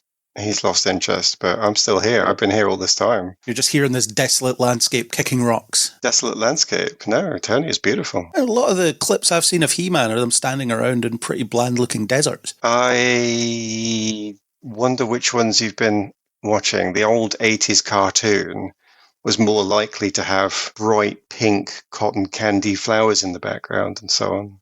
Okay. If you go to Castle Grayskull, then you're going to get something that is epitomised by the words castle and Grayskull. You know what you're getting when you walk up there. But if you go into the wilds, it should be very attractive. Anyway, it's also too cold to be wearing a 3 sizes too small armour piece as well. Oh, well, no, if you're not going to commit. Does Eternia have winter? It must do. It does. Yes, it does have winter. There was a Christmas episode, I'm sure, at one point of the 80s. I never saw the other ones. There's loads of He-Man cartoons and comics and everything. But the one I saw, they definitely had something that could be played to the kids at Christmas. I'm sure they must have done a bit of everything, while also keeping every episode mostly the same. It had a bit of a structure, certainly. Yeah, just as all of those kids' cartoons did. Yeah. But before we get into that, we will pay a visit to the Marvel Cinematic Universe to discuss the also surprise teaser for Daredevil Born Again, which is apparently on in March, which I used to know and forgot and now know again. That lets you know everything you need to know. We sort of forgot this was on. There you go. There's a line. Before we discuss this teaser, because we haven't done an episode on Daredevil Born Again, what did you think of Born Again? I was happy to have Born Again on as something to watch, but I wasn't as taken with it as I was the Netflix show. I remember really enjoying the Netflix show. I remember really enjoying just listening to the opening music. And whether all of the seasons were as good as another, that's a different conversation. But I just have that memory of pleasure. And the one I've just seen, Born Again, yeah, it was a show. I enjoyed parts of it. But I'm forgetting it already. It didn't hit me, and it's not been enough to make me think, oh, MCU, brilliant, Marvel. So I'm afraid I'm in the boat that you've already described. Oh, yeah, that is a show. Oh, yeah, I've forgotten that. The Netflix show, season 1, certainly is an all-timer. It's one of the better seasons of television I've seen, period. I think it's just so good. Season 2, bit of a train wreck. Season 3, better than 2, but not as good as 1. And then Born Again was weird for me. It was well known that it was retooled completely. They scrapped a bunch of it and started again. And then they reused some of the stuff they claimed they could salvage for the newer version of the show. And then it came to light which episodes were the ones that were salvaged. It was the trial one and the bank heist one that were the remnants of the old show. But those were my favourite episodes of the season. So is it that I was going to like the scrapped version of your show better than the one that you thought was better? That shouldn't be. And that seemed to be quite a popular opinion, that these episodes were the better ones, the more episodic ones, because your season arc just wasn't cutting it. It's very strange that they scrapped it and started again and potentially came up with something worse as a result. It depends what you're after, of course. I've gotten so used to these shows being a long story with an arc that an episodic show, I think, would have been a surprise to me. Specifically because I've said before, the main reason I'm into the MCU is the through line, because I am not a comic book fan. I watched Batman, I watched Spider-Man as a kid, I watched X-Men as a kid, but I didn't read the comics, I didn't chase everything, I didn't watch all the Superman films. I liked the films because I thought of them as good films, rather than I was so desperate to see comic book heroes. I'd never heard of Iron Man, really. I probably had, actually, but not in that same way. Not like everybody knows the Hulk. Everybody knows the Hulk, but I didn't really know all of this Marvel stuff, so I wanted a through line. To me, those side episodes that you really liked, I had a different reaction to them. It's like, oh, this is a side episode. Oh, okay, fine, it might have been good, but it's a side episode. What are we doing here? What's going on? I want to know the overarching story, and that's why I'm here. So I won't deny their capability, I won't deny their quality, but to me, they were more of a, okay, can we get back to why we're supposed to be here? Whether that was a really good story or not, nonetheless, that's what I thought I was watching, I suppose. Well, the whole season was disjointed in that way because the arc, as it wasn't all that coherent or cohesive and came and went anyway. So if they hadn't brought in those episodic ones, I don't think it would have hung together well anyway. But it's just weird that they decided to scrap it and then apparently came up with something that... No, well, people go for something they don't always hit what they aim at. But yeah, the through line is still what I think of when I think of Marvel. We have our teaser for season 2. Season 1 ended with Matt as Daredevil looking to form an army against the corruption of the New York mayor, which is Fisk. And the season ends on that cliffhanger. At least the delay isn't as long as it could have been. It was only about a year, so it could have been worse. But we have this bringing everybody together to fight some kind of war on the streets. This teaser gives us a shot of Bullseye. Matt and Karen appear to be in a relationship. We'd get to see a little bit of that war, some explosions and so on. Jessica Jones is back. That's something that people will be excited about and don't hate the fact that she's returning as well. We also have the costume that has the 2 Ds on it, which is something people have been clamouring for since the Netflix days. So they've done that, so that's good, I guess. And we see a shot of Foggy, who is, spoilers for season 1, dead. Flashback, not dead at all. Who knows? What are your thoughts on season 2's teaser? It's going to be ruled by the fact that, again, I'm looking for a through line. So I'm not seeing anything in the trailer that I'm interested in. And that's because it's a teaser. It's supposed to tease. It's not supposed to give information, but I'm not teased. It might be good, but a teaser for me needed to say something along the lines of, this is going to be better than the first half. I know that's too meta to put in your teaser, but somehow I want people to convince me that there's going to be more to it than I've previously seen. And it's quite cute to see him dancing with Paige, but I already had that from Netflix. You took it away from me for the first part of Born Again. In fact, you took the whole character away for the start of this show. And you're teasing me with giving it back. So you're just teasing me with going back to what I already had. Well, thanks very much. Should I be that impressed? So I suppose the high point was seeing Jessica Jones, whose later season I didn't necessarily enjoy, but the first time I saw her, first season, did very much enjoy watching that character. So strangely, I'm almost in this position of, they've teased all these people. Do I care that Mayor Fisk is in a boxing ring? Not really. I don't know what that means. Maybe it's a nod to the comics, but I just don't care. You're giving me back Paige. You shouldn't have taken her away from me. I get to see Bullseye again. Yay? I think. Do I care? I mean, I might, because they have a bit where, I can't remember if I got this from an analysis or if I got this from watching, but Matt takes Bullseye's hand as if to say he's going to have to get over his hatred and work together with him or something. I think, well, that should be a good storyline, but I don't care. So I'm down to, of Daredevil, I'm happy to see Jessica Jones again. It's just this flat moment for me. The first 10 minutes of season 1 is the show that I wanted to see, and as you say, they take it completely away from you, and they commit the sin of reminding you exactly why you want to see that show as well, because the chemistry is popping and the characters are great when they're together, and then they replace them with a bunch of less interesting characters over the course of the season, which makes it more difficult to watch. So, yeah, they might be returning to a bit of that this season because you'll have Karen there. I don't know if Foggy will be relegated to flashbacks. Jessica Jones is a good character. I haven't finished the Netflix show for her, and I never will because season 2 broke me and I can't bring myself to look at season 3. But I did like season 1. I don't think there's much chance of David Tennant coming back for any of this. Who knows? Maybe they can throw enough money at him to do a cameo or something. Well, they could potentially, if Phase 6 reawakens an interest in the MCU, and I can only assume that is the main plan for Phase 6, because Phase 6 certainly can't wrap up the story of the second arc, the multiverse saga. That's not possible because there isn't a multiverse saga.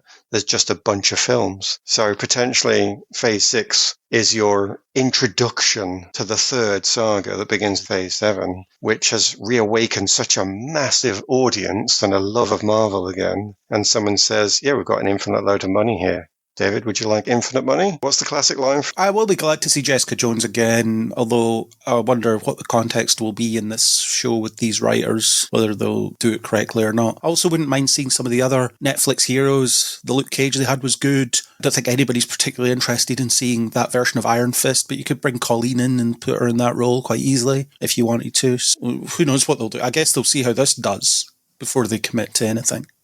Before they commit to paying anyone else money. I mean, I understand the business sense of that, but after all this time, the sentence that you've just given me just indicates there's no overall plan. We'll just have to see how it goes. And again, I get that business needs to respond to audience figures, but your ideal circumstance is that you've got enough experience of audiences when you're spending billions of dollars that you should in theory be able to predict the general behavior and you're just tweaking. You should be able to produce a film and there are 4 main characters and you didn't realize how the audience was going to love the person you got in the 4th slot. They were never going to come back for the second film. You were just going to bring the top 2 back and you just, oh no, we need to bring that character back. We just didn't see that coming because we didn't know what was popular on TikTok at the time. Those surprises do come out of left field. That's fine. But you should be able to predict the audience to know whether you are going to be making a second film with that character or not. With that much experience playing with that much money, surely you can make a reasonable guess. But no, it's going to be, well, we might have to completely replan the entirety of Phase 6, 7, and 8 based on this one film's success. It's like, oh my God, you've no plan. Yeah. And this teaser seems to be doing that thing of jangling as many fan favourite or fan-desired things in front of you as possible for a minute to try and awaken that interest. It's, like I say, the Daredevil suit with the 2Ds on it, like in the comics. Karen's back. Here's Jessica Jones. There's Fisk. You like Fisk. You like Bullseye. There's a lot of that hint of desperation in there. Here's a bunch of stuff you like. Yeah, so one of them will get you, and that's all we think we need. Yeah, and it's been happening in a lot of franchises, not just Marvel, but the level of pandering is just very frustrating because it entice people with making a good thing. That's what you did the first time with Daredevil. You made an amazing thing and everybody loved it. Yeah, I've said all this, but I will watch Daredevil. That's the weird thing. The summary of what did you think of this? If I go back to that point, I liked having it on my telly because it was better than some other dross. As negative as that sounds, I will watch it. It's not as bad as Phase 5 is in general for me. I was doing some reflection on the phases. I did see most of Phase 4. I was the idiot that watched almost all of Phase 4, but I think I've seen about half of Phase 5. I've really not followed it at all, just come back in here and there. And on that trajectory, Phase 6, I'll probably just see one film and one show. I mean, it won't be that way because it's Doomsday. It's like, oh my God, I've got to go and see it, haven't I? I'm going to have to break my rule and go and watch it. Oh, so I'm going to be going into the cinema under protest. Emotionally protesting that I'm watching this film. It's such a weird place to be. So I'll be slightly higher than that for Daredevil Born Again. I will not be emotionally protesting, but I'll be emotionally thinking, there's a chance that this might be partially interesting. Bar is so low. I'd love to be stunned when the first episode comes in. I'm like, oh my God, that was amazing. Because we didn't have to compromise and shoot 2 different seasons and merge them together. There's a possibility. But how many times can I go into the cinema? Can I sit down in front of the telly and say to myself, it's possible this will be good? You know, at what point are the odds really against me and I should have known not to throw good money after bad? Well, I tend to forgive a lot when I really like the cast of something. And with the Daredevil show, I really like a lot of the cast. Right. I think Charlie Cox is excellent as Matt Murdock. I think D'Onofrio is excellent as Fisk. Sure. Foggy and Karen, great interpretations of those characters played by very good actors. And like I say, in Born Again, when they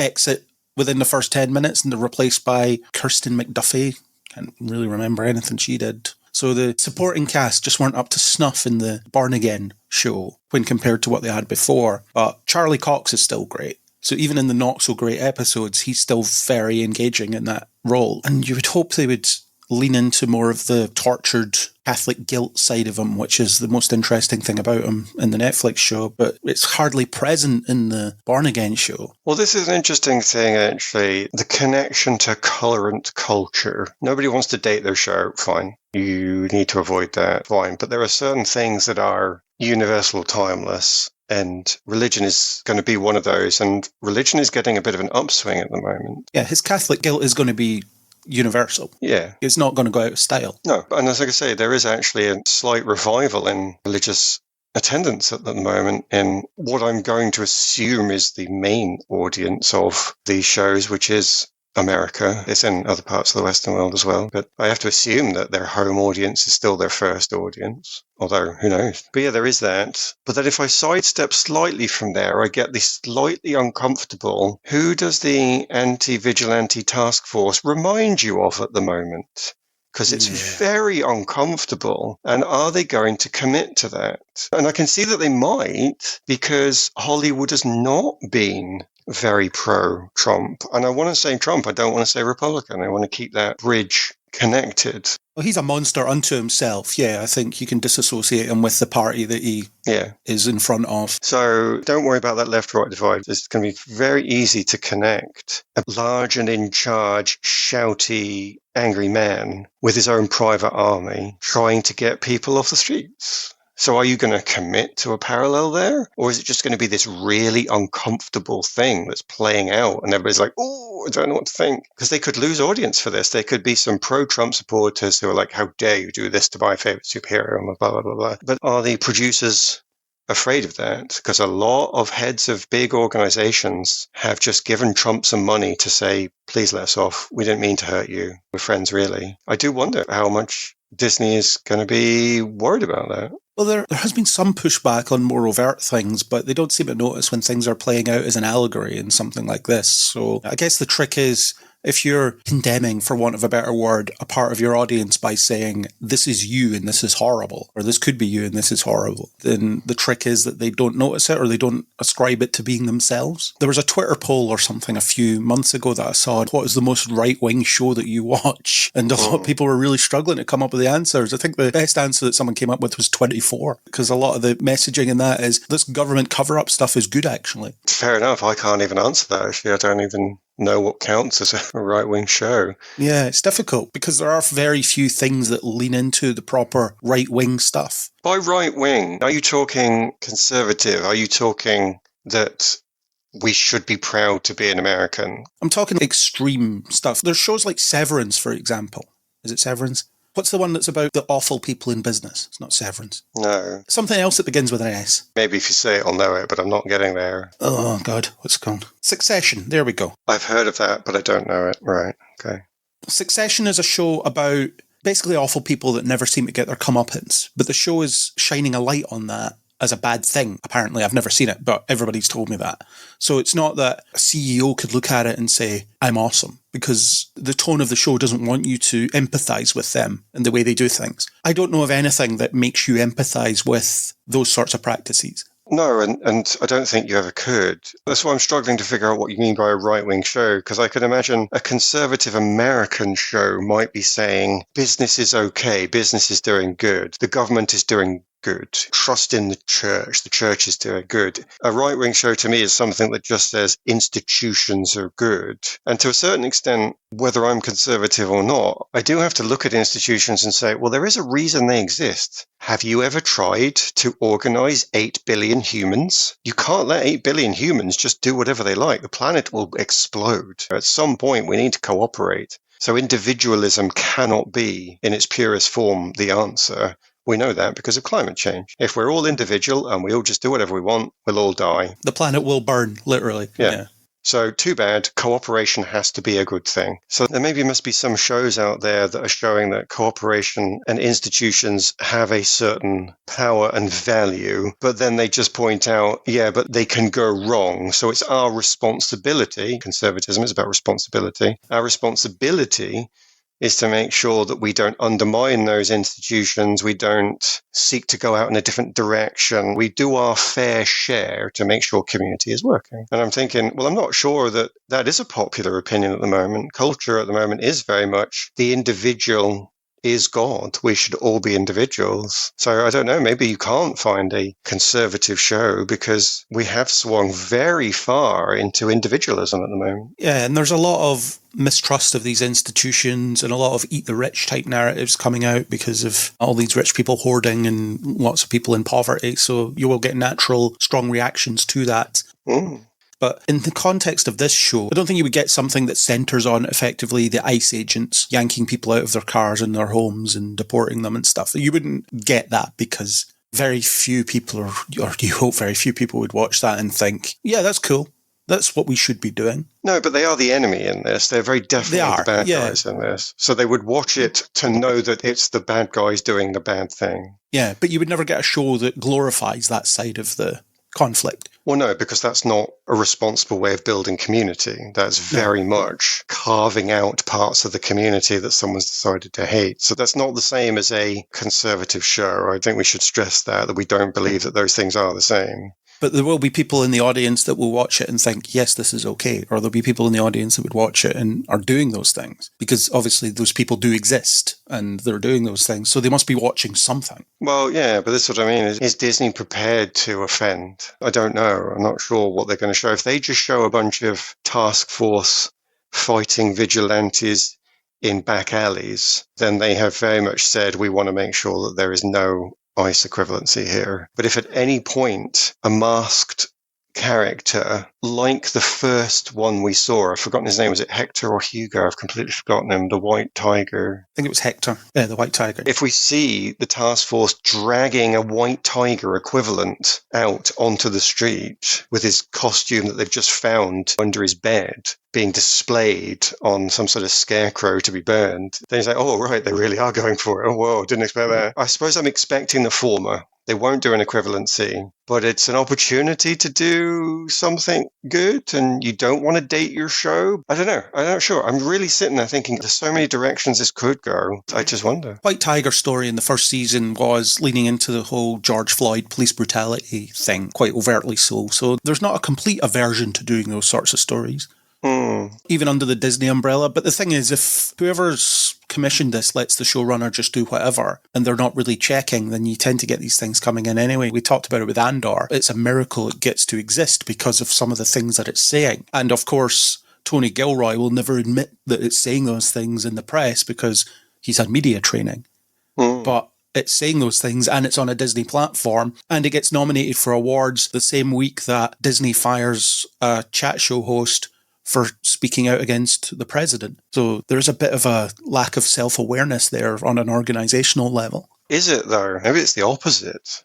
Somebody has noticed that if you are nice to Trump, he gives you things. This is why all the countries around the world, this is why a Nobel Peace Prize winner gave Trump stuff. So maybe Trump is only going to come for you if you actively criticize him. Whereas if you go for some of the stuff that's below him, then he doesn't notice, so you can get away with it. Maybe. I don't think they would have a scene where the Kingpin gives a Trump-like speech. I think that'd be weirdly out of character if he did. I don't think they would go down that route of him having that sort of speech. Well, for a start, D'Onofrio's actually charismatic, so when he gives a speech, it will be less of a rambling mess anyway. One of us had to get a dig in, so there we go. We have now made sure that Trump hates this podcast. Yay! Succeeded. So we're not going to see that, but given what's happened, I mean, should I date this podcast? I have no idea, but given what's happened in Minnesota just now and the response that even Trump has had to take about his own private army, he's not as precious about it. He doesn't see his private army as himself. It's okay to bring those people down because that's not me. I didn't make a mistake. They made a mistake. So maybe that is the difference. If you just don't bring Trump into it, if they put the emperor on stage in Andor and gave him a rambling speech, it's over. He's coming for you. They didn't. So they got away with it. Because nobody in the Trump camp would ever think, well, that's not us. We're not the bad guys. We're not the emperor. We don't have stormtroopers. Yeah, vice agents, they're not stormtroopers. You know, they would clearly draw that line. No, they're very much not stormtroopers. No. So we'll see. And we'll maybe do an episode on Daredevil Born Again. We could maybe just do the whole thing, all 2 seasons, since it is just 1 season, really. Yeah, 1 season, really. Still counts as phase 5, yeah. Yeah, that's maybe something we can revisit once it's all been on. I don't know if it's weekly or if it's all at once. I'm not sure. Anyway, shall we move into the more fantasy/sci-fi realm? That's why I'm here. It straddles both, doesn't it? This concept? Oh, yeah, it definitely does have both in it completely. It's more, what's the word? And it's not gritty.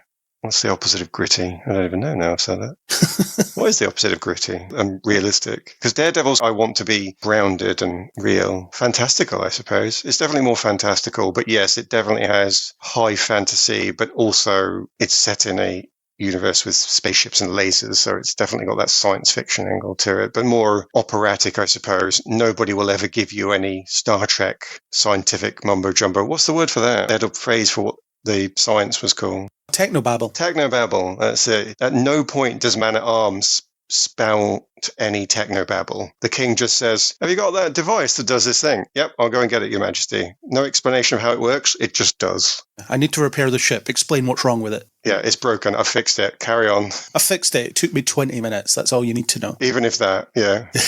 So this version, we have Adam working for HR in some company. So he's HR man rather than he-man.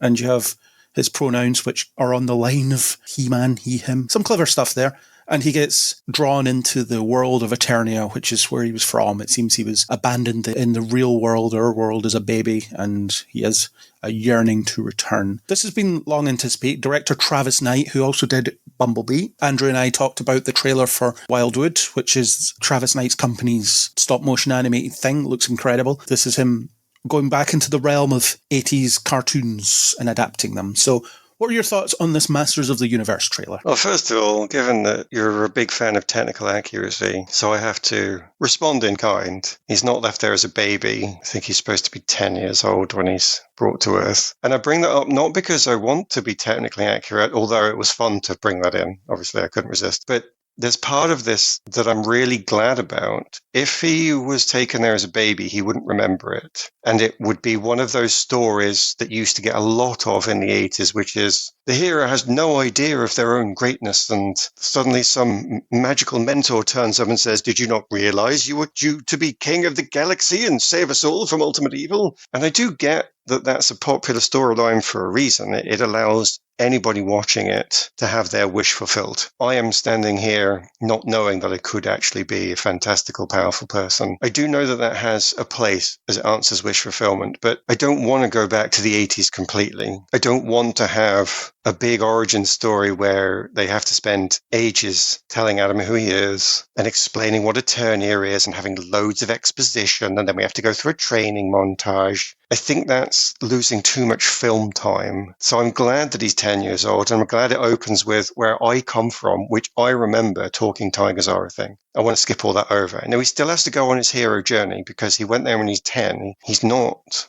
grown up as a prince of Eternia, and he's certainly not He-Man. So he still has to go on his hero's journey, but I think it skips over a bit that could be a bit samey, a bit boring, given that we've had 40 years since the 80s to have already seen that plot line. So I'm okay to jump over it. It's like you say with some of the superheroes. I don't really need to see Batman's origin story again. I kind of know what it is, and a lot of people do. So I know that not everybody's going to have seen He-Man, but I think the same principle still applies. I kind of want to just cut to the chase here, so I'm really glad about that. To bring it into the rest of it, though, to answer your question fully, I am strangely interested in this. I suppose it shouldn't be too strange because I spend a lot of time excusing myself on this podcast, which I don't mean to do as purely excuse. I say to you, I'm not a Star Trek fan and I'm not a comic book fan. And I don't mean that to get out of it, but I do want to point out that I am on this podcast, I suppose, as the guy you call when you need to know about Warhammer, when you need to know about He-Man. Fantasy is my thing. When you need to know about Rings of Power, nobody needs to know about Rings of Power. But if you did, that's who I am. I'm Neil Before Pod's fantasy consultant more than anything else. So I say I'm strangely interested in He-Man, but it shouldn't be because it is that fantasy, and it even connects back to my youth. I am that old. But I suppose I'm strangely interested because I still don't quite believe this film can exist. How have they gotten away with this? So what am I seeing that I actually am intrigued by? The first thing I'm interested in is the balance of humor versus drama. This could have just been silly. And supposedly when they first scripted this out, one of the things was it was supposed to be just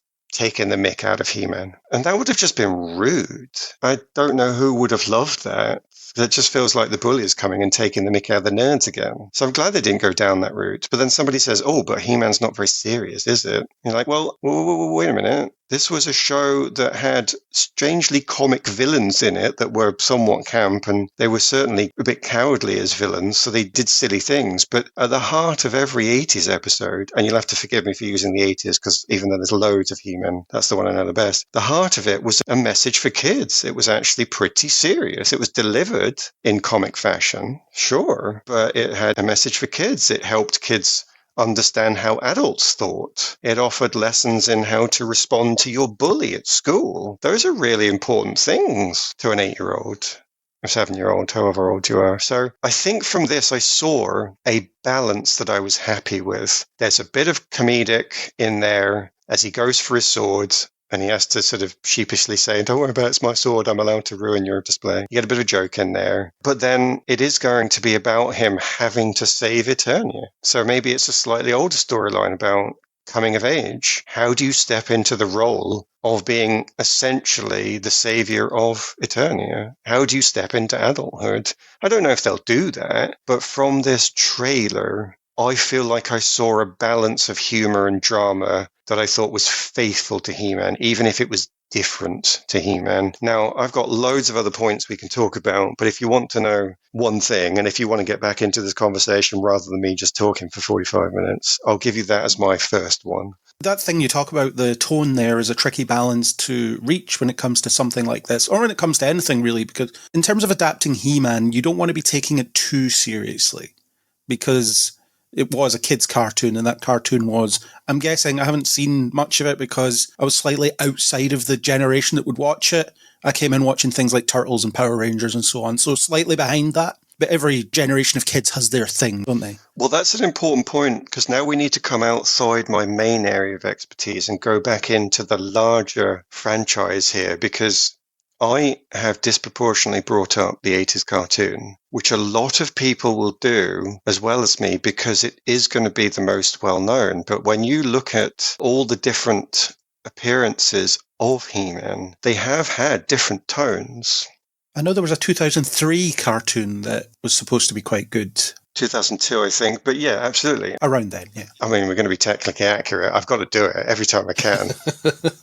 How can I not? The backstory of Skeletor, I think, comes from that 2002 show. And there's some pretty serious stuff in there. First of all, he's not blue skinned for no reason. He's actually part of a species and a culture that's identifiable. He doesn't just have a weird glowing yellow face for no reason other than it looks reasonably scary to a younger kid.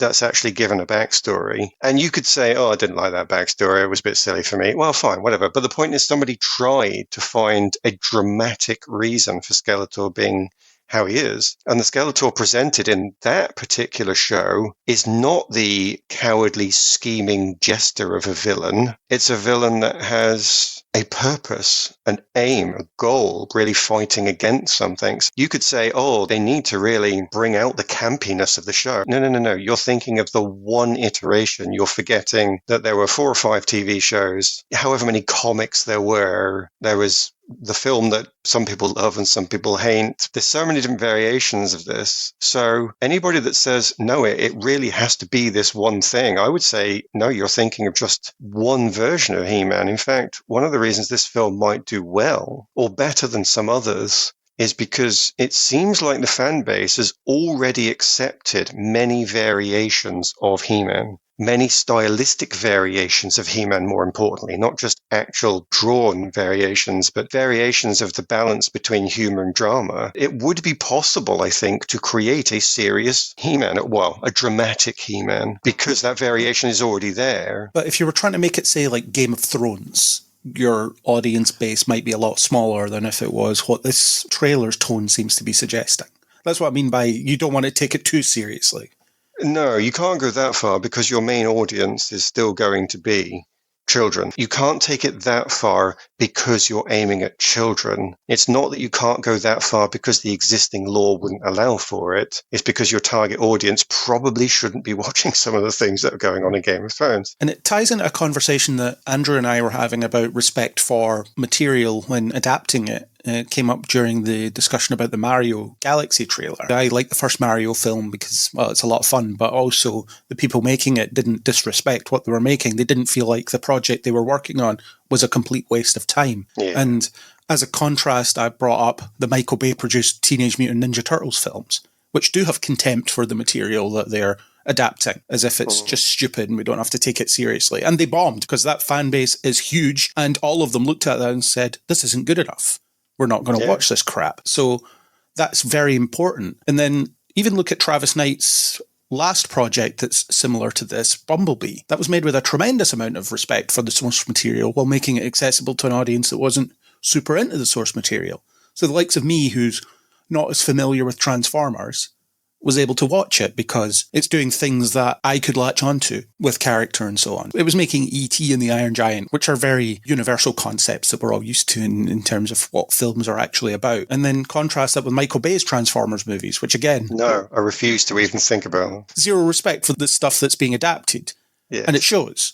Although those made a lot of money, but still. People can tell the difference. And even if you're not into the thing, then it will find an audience that isn't necessarily into the thing because you're doing other things well within that framework. And I think Travis Knight understands that. So you talking about the earliest conception of this film was, let's make it stupid. Yeah, somebody tried to do that. I suspect that Travis Knight came in at the project and thought, no, we're going to make something that we can be proud of here. And that people that like this thing can look at and say, I like this thing. Maybe I'm giving him too much credit, but I don't think so. I think he is that sort of a creative. I think he probably grew up watching this stuff and has a tremendous amount of respect for it and wants to share that respect with everybody that watches it. He wants to invite people in to watch it. So in terms of the setup for this thing, I got something out of it. Even though I'm not super familiar with the He-Man concept, I have no idea if there's a version of him where he works in an office and gets drawn into the magical world of Eternia where he has to save it. As I understand it in the original, he was just a prince that lived on Eternia who was secretly He-Man. Difficult when you say original, but let's leave the technical accuracy aside. The 80s cartoon. I'm talking the 80s cartoon. Yeah, that's what I mean when I say original.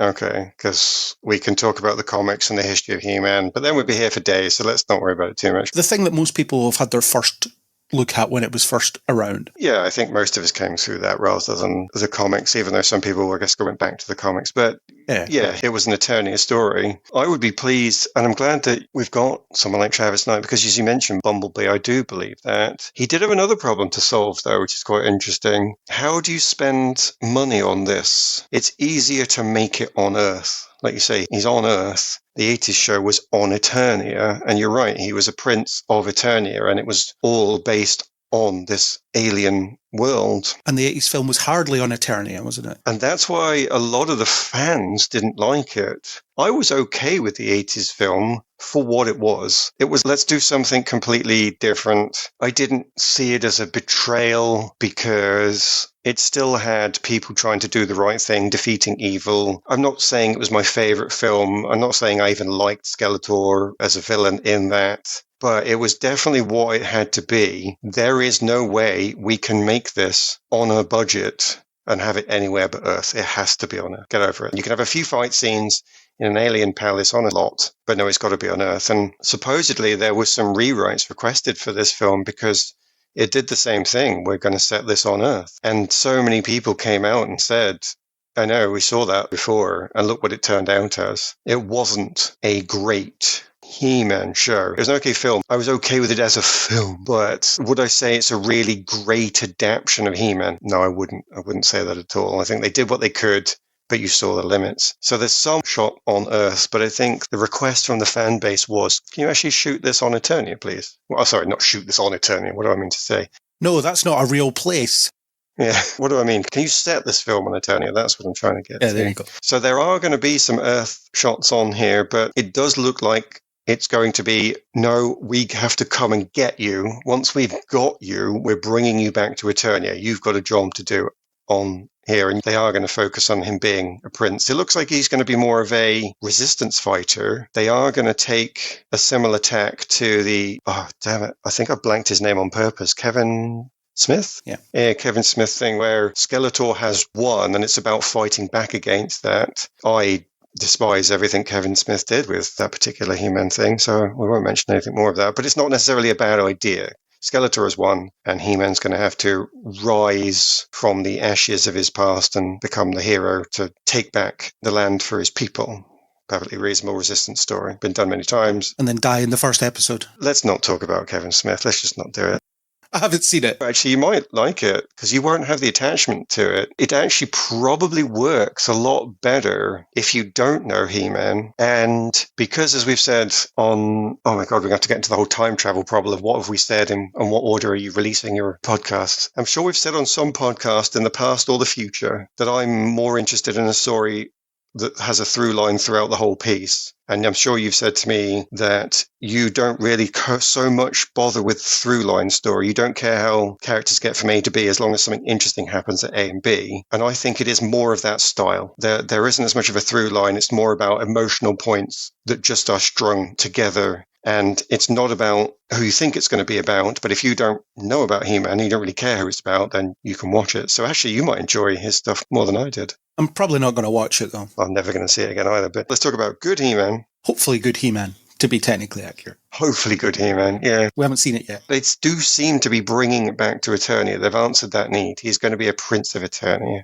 So yes, they've pushed it in that order. I'm going to guess he'll be cutting about Earth for like 40 minutes and then he'll get whisked off and then, what is this place? And there'll be something about you need to lift this sword and there'll be self-doubt and he has to become worthy of lifting the sword, that kind of thing. Well, they've pretty much shown that, yeah, because he says to Man-at-Arms, who was always a fatherly figure to Adam in the 80s show even. He says something like, I don't know what to do, or I don't know how to do this, or I'm not sure what's expected of me. I can't remember the exact words. But it's Man-at-Arms that comes back to him and says, yes, as you've described, you need to lead them. You need to find it in yourself to lead them, give them their planet back. It's a bit like the structure of Hook, if you've seen that movie, the Spielberg movie with Robin Williams as Peter Pan. Where you've lost something and you have to get it back. Yeah, maybe. But he remembers. And that's an important point to me, actually, that Adam knows who he is. Got the impression it was a bit like a dream, so he doesn't fully remember. Maybe so. I suppose if you're 10 years old and then for 20 years you live a different life, part of you does start to question it. But 10 years is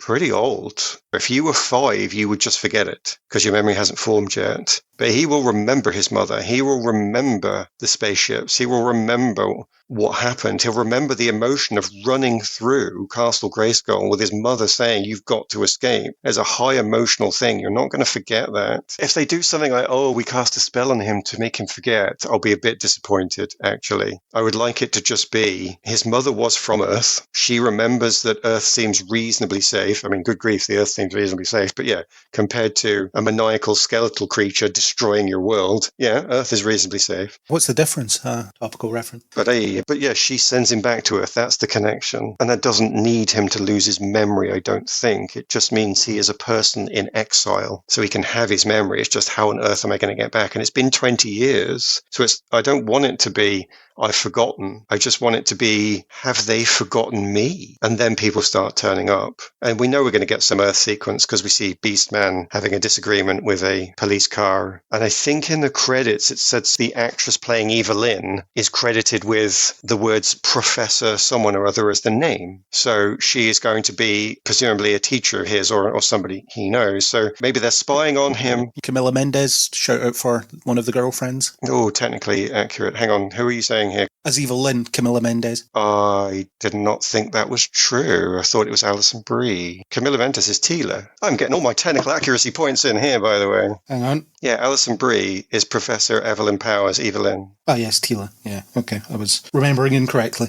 Never mind. Nice for me to get a few technical accuracy points. I'm usually the one being corrected. It's nice that it's this way round when I'm supposed to be the consultant on the topic. If it's the other way round, then you really shouldn't get me in at all. For some reason, I had it in my head that Camilla Mendez was playing Evelyn and she was going to be a villain in this, but apparently not. She's Tila. Well, seeing as you brought those two together in a sentence, let's say something else that occurred to me when I was watching this. I'm somebody who's old enough to remember the old 80s films when it was more like the token female treatment of women. And you normally saw there was one woman on the good guys team and one woman on the bad guys team. And they had to fight because only a woman could fight a woman. It's a very old thing and we don't want to encourage it. And I saw it in this trailer. I thought, no, don't do that. Don't bring that back from the 80s. But then I realized that, we'll take the spoilers out, both of them do actually have a magical background and a connection to Eternia's magic that means they are actually the right people to fight each other. And it's so interesting to go through that in my head.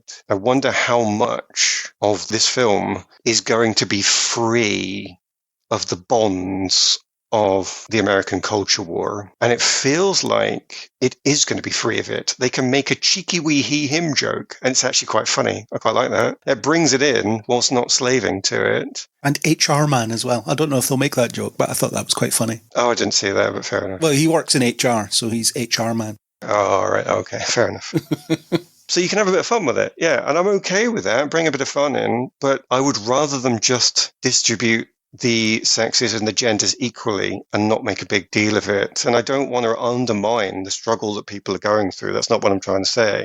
But I am trying to say I don't know that He-Man has to be the American culture war's battleground. I think we are at the point where we should be able to just have a bit of equality and be glad of it. I think we are getting that. We do have a white man in a lead role, and it's not a problem. We do have two female characters fighting each other, but actually there is a lore and background reason for that. So that shouldn't be a problem. That shouldn't be an old 80s trope. We do have other female characters in this, Tila, who can hold her own. She always did. In the 80s cartoon, we can say that her costume was possibly a costume that we don't want in the modern show. Maybe you don't want one of your lead females in a swimsuit. All right, that's got to be fair. And they've altered her costume, keeping the colors. And I can't believe it's me talking about costumes, by the way. But they've altered that. But they didn't need to change her role. She was already captain of the guard, so they didn't need to actually provide any female balance there because she already had a martial role. Is she Idris Elba's daughter? Am I right there? Adopted daughter, yeah. But it just feels like we should be able to just enjoy this. We actually should be able to watch a film where equality is given and it actually just makes it better and it's in the background already. They have made Man at Arms a black man. Ah, you know what I mean? But who cares? It's not been a talking point. I'm bringing it up here, not as a talking point. I'm actually bringing it up as a not talking point. Idris Elba's one of those actors that if you shove him in a role, people won't tend to complain, even if it is a race swapped. It's like when you put Samuel L. Jackson as Nick Fury. Literally everybody can, yeah. Yeah. Because everybody likes Samuel L. Jackson, so it's not a problem. Yeah. It actually feels refreshing to go into this. I really feel like we're going to be able to enjoy a good cast that's balanced with equality and still be able to see something from the 80s. Who'd have thought those two things could possibly mix? But it really feels like there's hope. And Nicholas Gallatin went to the Chris Hemsworth school of bulking up for this role. He wasn't scrawny by any means, but he also wasn't this. So he's undergone quite a significant transformation for this movie. It's quite funny that when he's in his Adam gear, and I know enough about the original show to know that the stuff that he wears, like the pink shirt and stuff, is a nod to his costume from the cartoon when he was Adam, which is a secret identity. I can't get my head around the fact that nobody knew they were one and the same. The only difference is that He-Man wears less clothes. But anyway, it was the 80s, I suppose. Yeah, it's like Clark Kent. He had to have hypnotic glasses because somebody thought that was necessary. No, he had hypnotic golden hair. No one was looking at his face. That was the reason. That's why nobody could figure it out. As soon as he meets someone's asexual, it's over. I can't believe that he's been challenged for not bulking up enough, actually. I think that's a bit too precious. I don't subscribe to that at all. I think he has bulked up. Someone's done that? Oh, wow. Yeah, a few people have said that because they really wanted a big muscle man. Was it Dolph Lundgren from the 80s one? They get a proper muscle man. Yeah, but those don't tend to be the greatest of actors. That's always your problem. This is the payoff. You've got to decide what you want. I didn't need to see it. I thought he was huge, though. I wouldn't want to go up to him and say, you're not huge enough, because he'd probably punch you through a wall, because he probably could. Well, the thing is, I think they've done a good thing. They've given him actual muscle. People tell you this when they talk about bodybuilding. If you bodybuild for display purposes, as Arnold Schwarzenegger and that used to do, it's a different type of bulk. Yeah. It's to look, and they've not given him that look. I don't need to see that look. I understand that it was there. It was there in the cartoon. He was specifically bulk in the cartoon. But to see a human being, to not see a cartoon, no, I want to see someone showing strength, not beauty muscle. So I think they've done the right thing. I think it's far too precious to challenge his bulk. I like it. I'm glad to see it because I saw one of the pictures of him as an actor, darling, before he was on this role, and he's so baby-faced, and it just didn't look right at all. I was really nervous about him being the chosen actor. I remember we talked about it on a previous news, but seeing him as he is, and they've kept the blonde wig, he does look to me like Adam and a He-Man without being a bodybuilder. The only thing they've changed is his costume. They've gone Roman legionary instead of caveman. And again, I cannot believe I am talking about costumes, by the way. I have been on this podcast numerous times and told you that I never look at costumes of superheroes. I fully appreciate what I'm doing here. I do understand the perversity of this. But nonetheless, I'm here, so I've got to carry on. They've ditched that caveman aesthetic for He-Man that goes back to his original origins from the original comics that he came from, the ideas that gave rise to He-Man. And they've committed instead to this Roman legionary look. I think it's absolutely an excellent choice because the furry underwear was fine in a kid's cartoon where nobody was thinking about it much. But honestly, if it had came out in furry pants, it just would have been weird for this film. And to me, that has a passive connection to it. I still recognise him as He-Man as well, so it's not too radical a departure. It's not, because you're looking mostly at his chest, obviously with the muscles, and that's where the sword is focused because he's using his arm. So you are focused mainly above the waist, and obviously the blonde hair is unmistakable. But yeah, your focus is on the chest. That's where the muscles are going to really show. And the brace, I don't know what to call it, the leather brace across his chest is actually very faithful. So the first thing you're drawn to with this muscular man is part of the costume that is faithful. He is showing the muscles. He has got the leather brace. And then just what do we do as an accoutrement below the waist? A leather legionary thing seems to fit. Because if you look at the whole costume, say you didn't know He-Man at all, and you looked at this new costume, I think you would see Gladiator. And the image in your mind of a gladiator is perfectly reasonable for who He-Man is, who he's trying to get over, good in combat. So yeah, I think it's an excellent costume choice. I'm fully on board with that. I like Nicholas Galatine as well. I've seen him in a few things. He's always good, so we'll see what he's like in this big action role. I do wonder how much He-Man we're actually going to get in the movie. It seems like from the trailer that this is quite late on, so it'll maybe just be the last 20 minutes or something like that. I mentioned Power Rangers, a 2017 movie, they only morph in the last 30 minutes. But I didn't find that diminished the film in any way because I was enjoying the characters and everything that came before it. So it's not that I was sitting there the entire time waiting for the morph. Reference took earlier. In that film, when I watch it, I am waiting for him to fly because I'm not that interested in everything that's happening when he's not flying. So hopefully we won't get that. But it does seem like it's going to be quite a late in the day thing that happens where he lifts the sword and says the words and then he's He-Man. And he goes into the final showdown with all his powers, ready to rumble. It is the payoff, though. Yeah. If you're watching these monster flicks, then there is this thing about not revealing the monster too early. It is the payoff, and you've got to do it right. Yeah, if he transforms in the first 10 minutes, then what are you waiting for? Yeah, you've certainly come too early, as it were. So it's got to be done at the right point. And if we go back to what I am hoping for, which is a narrative through line, going back to that older style of storytelling, and it doesn't have to be complicated. I'm not looking for this great moral philosophical piece here. It is about He-Man, and he does need to fight some people. But if we do have a narrative through line, then we should get to the point where he realizes what he needs to be, comes to believe in himself, and he draws out the sword. I mean, it's right there in the words, I have the power. That realization, it is actually me. Yes, I'm the one that has the power. You do want that to fit right into that narrative development. So I'm okay with that.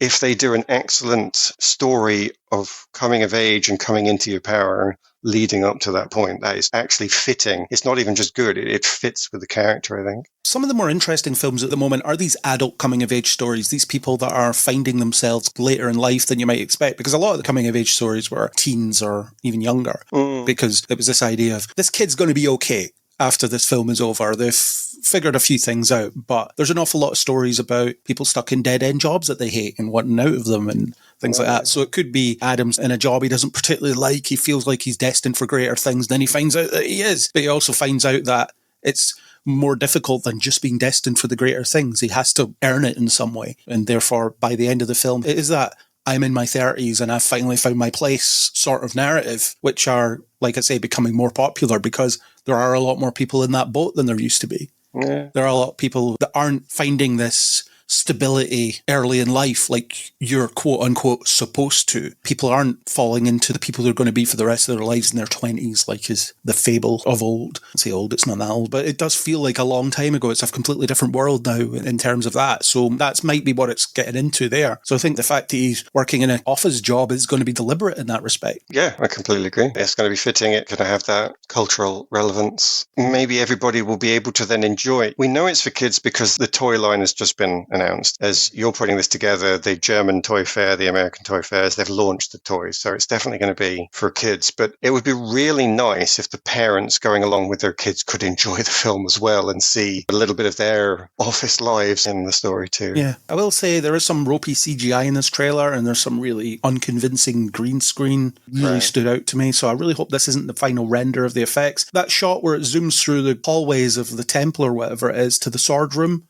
it looks like one of those Windows 95 adventure games. Oh, right, yeah. It's very distracting, and I hope that's not the final render. It reminded me of the Minecraft trailer of all things in terms of how unconvincing some of it was. There's some scenes where he has Eternia behind him in a shot, and it's very clear that he's not there. So that's to worry about. I don't notice these things, interestingly. We talked about this in a podcast that you're going to put out in the future, because time is going to be very flexible on this podcast. Yep. I'm about to say that because of my particular vision setup, I don't notice things that you notice in the construction of this, even though it's a visual medium. So it's interesting to hear that. If we're looking at it on an IMAX screen, you might notice it.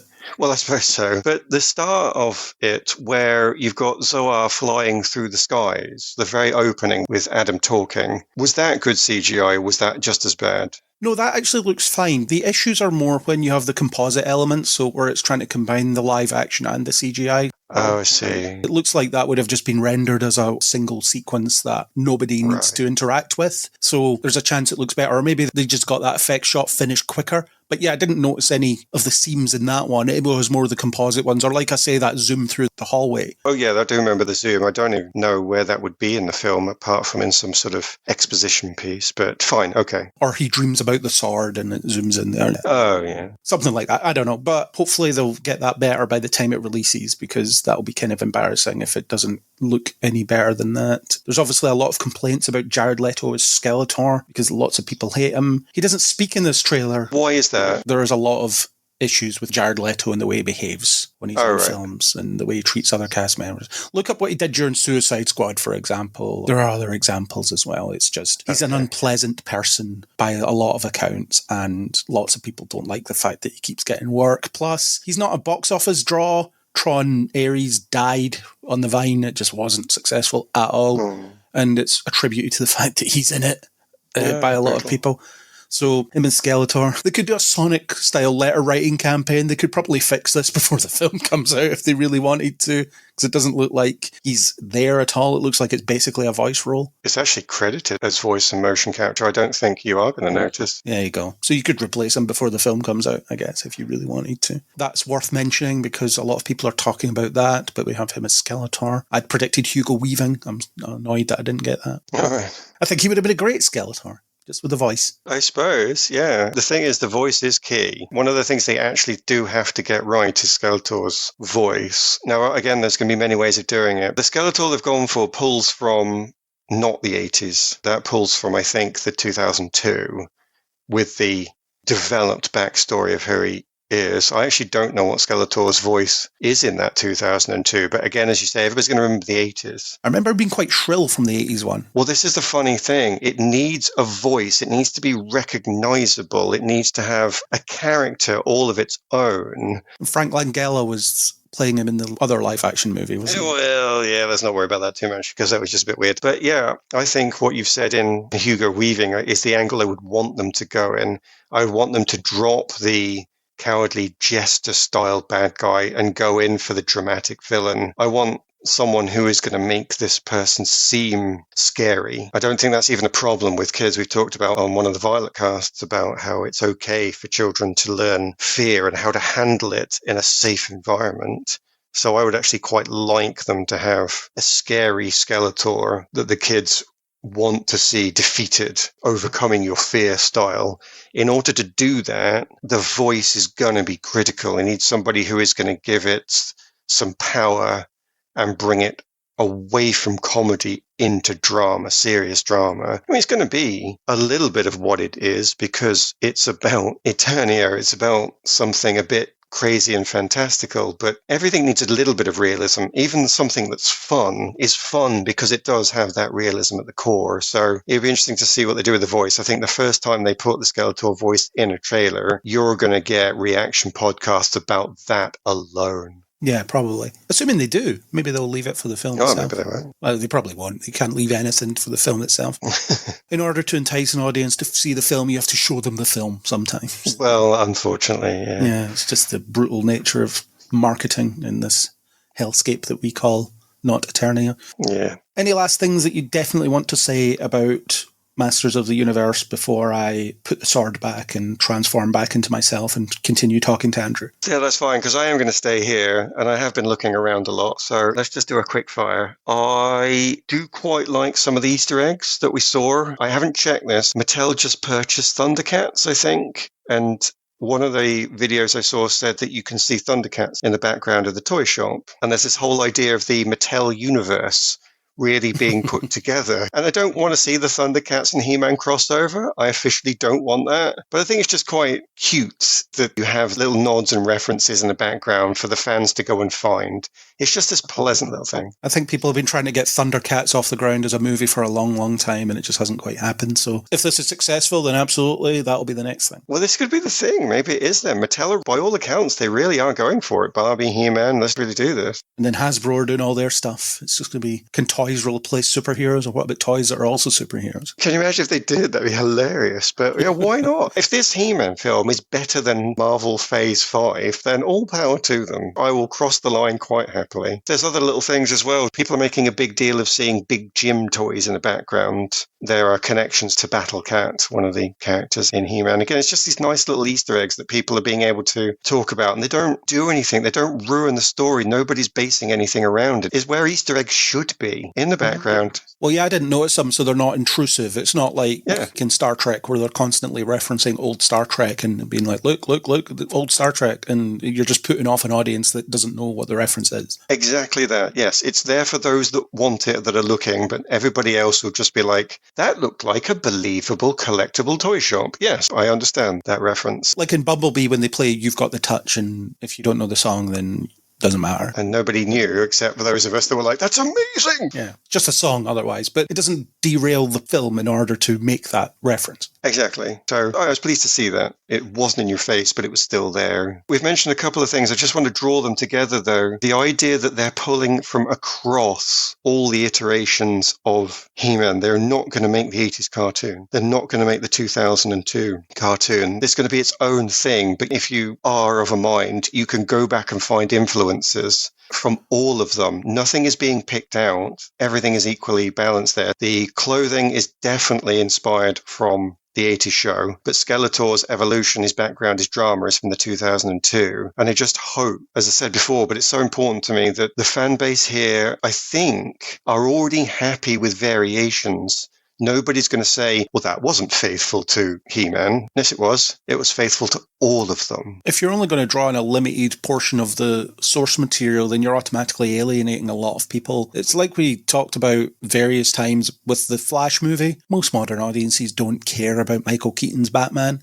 So the fact that you're giving him a prominent role in this movie and not really giving him anything more than he used to be in these things isn't going to mean anything to most people. No. So you're already assuming that your audience loves the stuff that you love as much as you do, which is a bit of a fool's errand because the audience is probably 30 years younger than you are making it. Yeah. And they're just not going to care. So you need to spin it in a particular way. So it's not that you can't use all this stuff. It's just you have to find a way of using that stuff that doesn't detract from this new thing that you're making. Yeah. So, yeah, I'm glad. I just wanted to give that extra mention just because throughout all of this, the common through line is that this is a trailer that's given me hope that something will be actually good, built on a pleasant foundation. It won't be for everybody. It's a He-Man film, but it doesn't feel like it's alienating everybody. It doesn't feel like it's pushing anybody aside. It honestly feels like something that's welcoming people in. Come and enjoy this. Maybe even like the D&D film did. That's what I've got hope for. A D&D film didn't quite make it. It almost did. It was in the right direction, and it just didn't quite manage the height. Well, it wasn't commercially successful, but it was critically successful. This is it. Maybe He-Man can be both. I'm not saying it will be. I don't know that. But it's one of those things where I've actually got hope that it's possible. And that's nice. That's a nice feeling to have. And given that this is He-Man, that's where I want to end this, on that good feeling. Well, it sounds like we're going to have to get you to host an episode on this in June when we see it. I could do that, yeah. That's something I could actually do. We've talked enough about it that it has to happen. Okay. Whether you hate it or not. In fact, if you hate it, definitely. Because Okay. that could be an interesting analysis of why it didn't work and why it maybe worked for other people. We don't know. We haven't seen it. I think this looks good, other than some ropey visuals that I hope they'll fix before the film releases. They still have time to do that, and sometimes trailers are made with earlier renders of stuff, so it's not really to worry about. Minecraft did end up looking better when it came out in the cinema. The film was still trash, but it looked a lot better than the initial trailer did, so I have hope in that respect. Like I say, I like Nicholas Gallatin in the stuff I've seen him in, so I think he'll do a good job here. Big fan of Camila Mendes, as listeners will no doubt be fully aware of by now if you listen a lot to this podcast. So looking forward to seeing her first massive, hopefully, film, because she's never really been in anything that's that big before in terms of cinematic releases. So this is her going up to the big leagues potentially, or a high-budget flop. We just don't know in this climate. No. So that's good. I like Alison Brie. She's good. Idris Elba, what's not to like? The design stuff looks cool. I like the way they've realised that world. I'm already on record saying I like Travis Knight's stuff.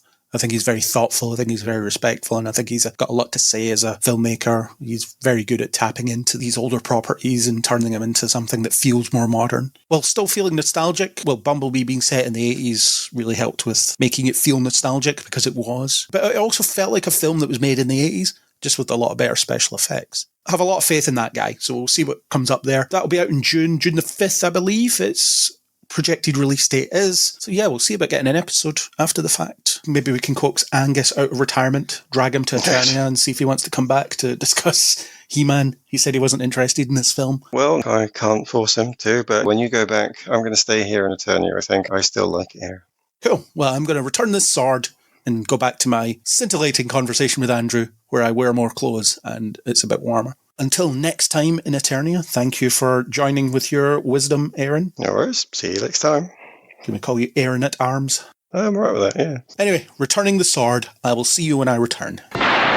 Okay, I'm back. I'm happy to say I have a more normal physique, at least for me, and I am wearing clothes, which I think we can all be glad about. It's generally considered a good start when interacting in polite society. And also whatever this is. Yeah, there's only a certain amount of furry loincloths I can take in any one sitting. I think that's fair. No one could condemn you for that. All right, let's move out of trailers. We don't have anything for Marvel, so one of our pillars has fallen down, which is perhaps appropriate for the state of the Marvel Cinematic Universe at this point. Mm-hmm. We have some casting for The Batman 2 after announcing that Scarlett Johansson was going to be in it last month. Sebastian Stan is going to be in it, probably as Harvey Dent. That would certainly be my guess. I've criticised The Batman enough, so I don't need to kick it too much more. But we've had the Joker, the Riddler, all right, a different version of the Riddler than we're used to, and actually a decent one up to a point. And now we're doing Harvey Dent again. It's possible that he is going to only be Harvey Dent. Yeah. Or his transformation into Two-Face will be a post-credits thing. And ScarJo will probably be Mrs. Harvey Dent. It makes sense. The character does have a name, I just can't remember it. Can't either. No, I'm pretty sure it's not Martha. Martha.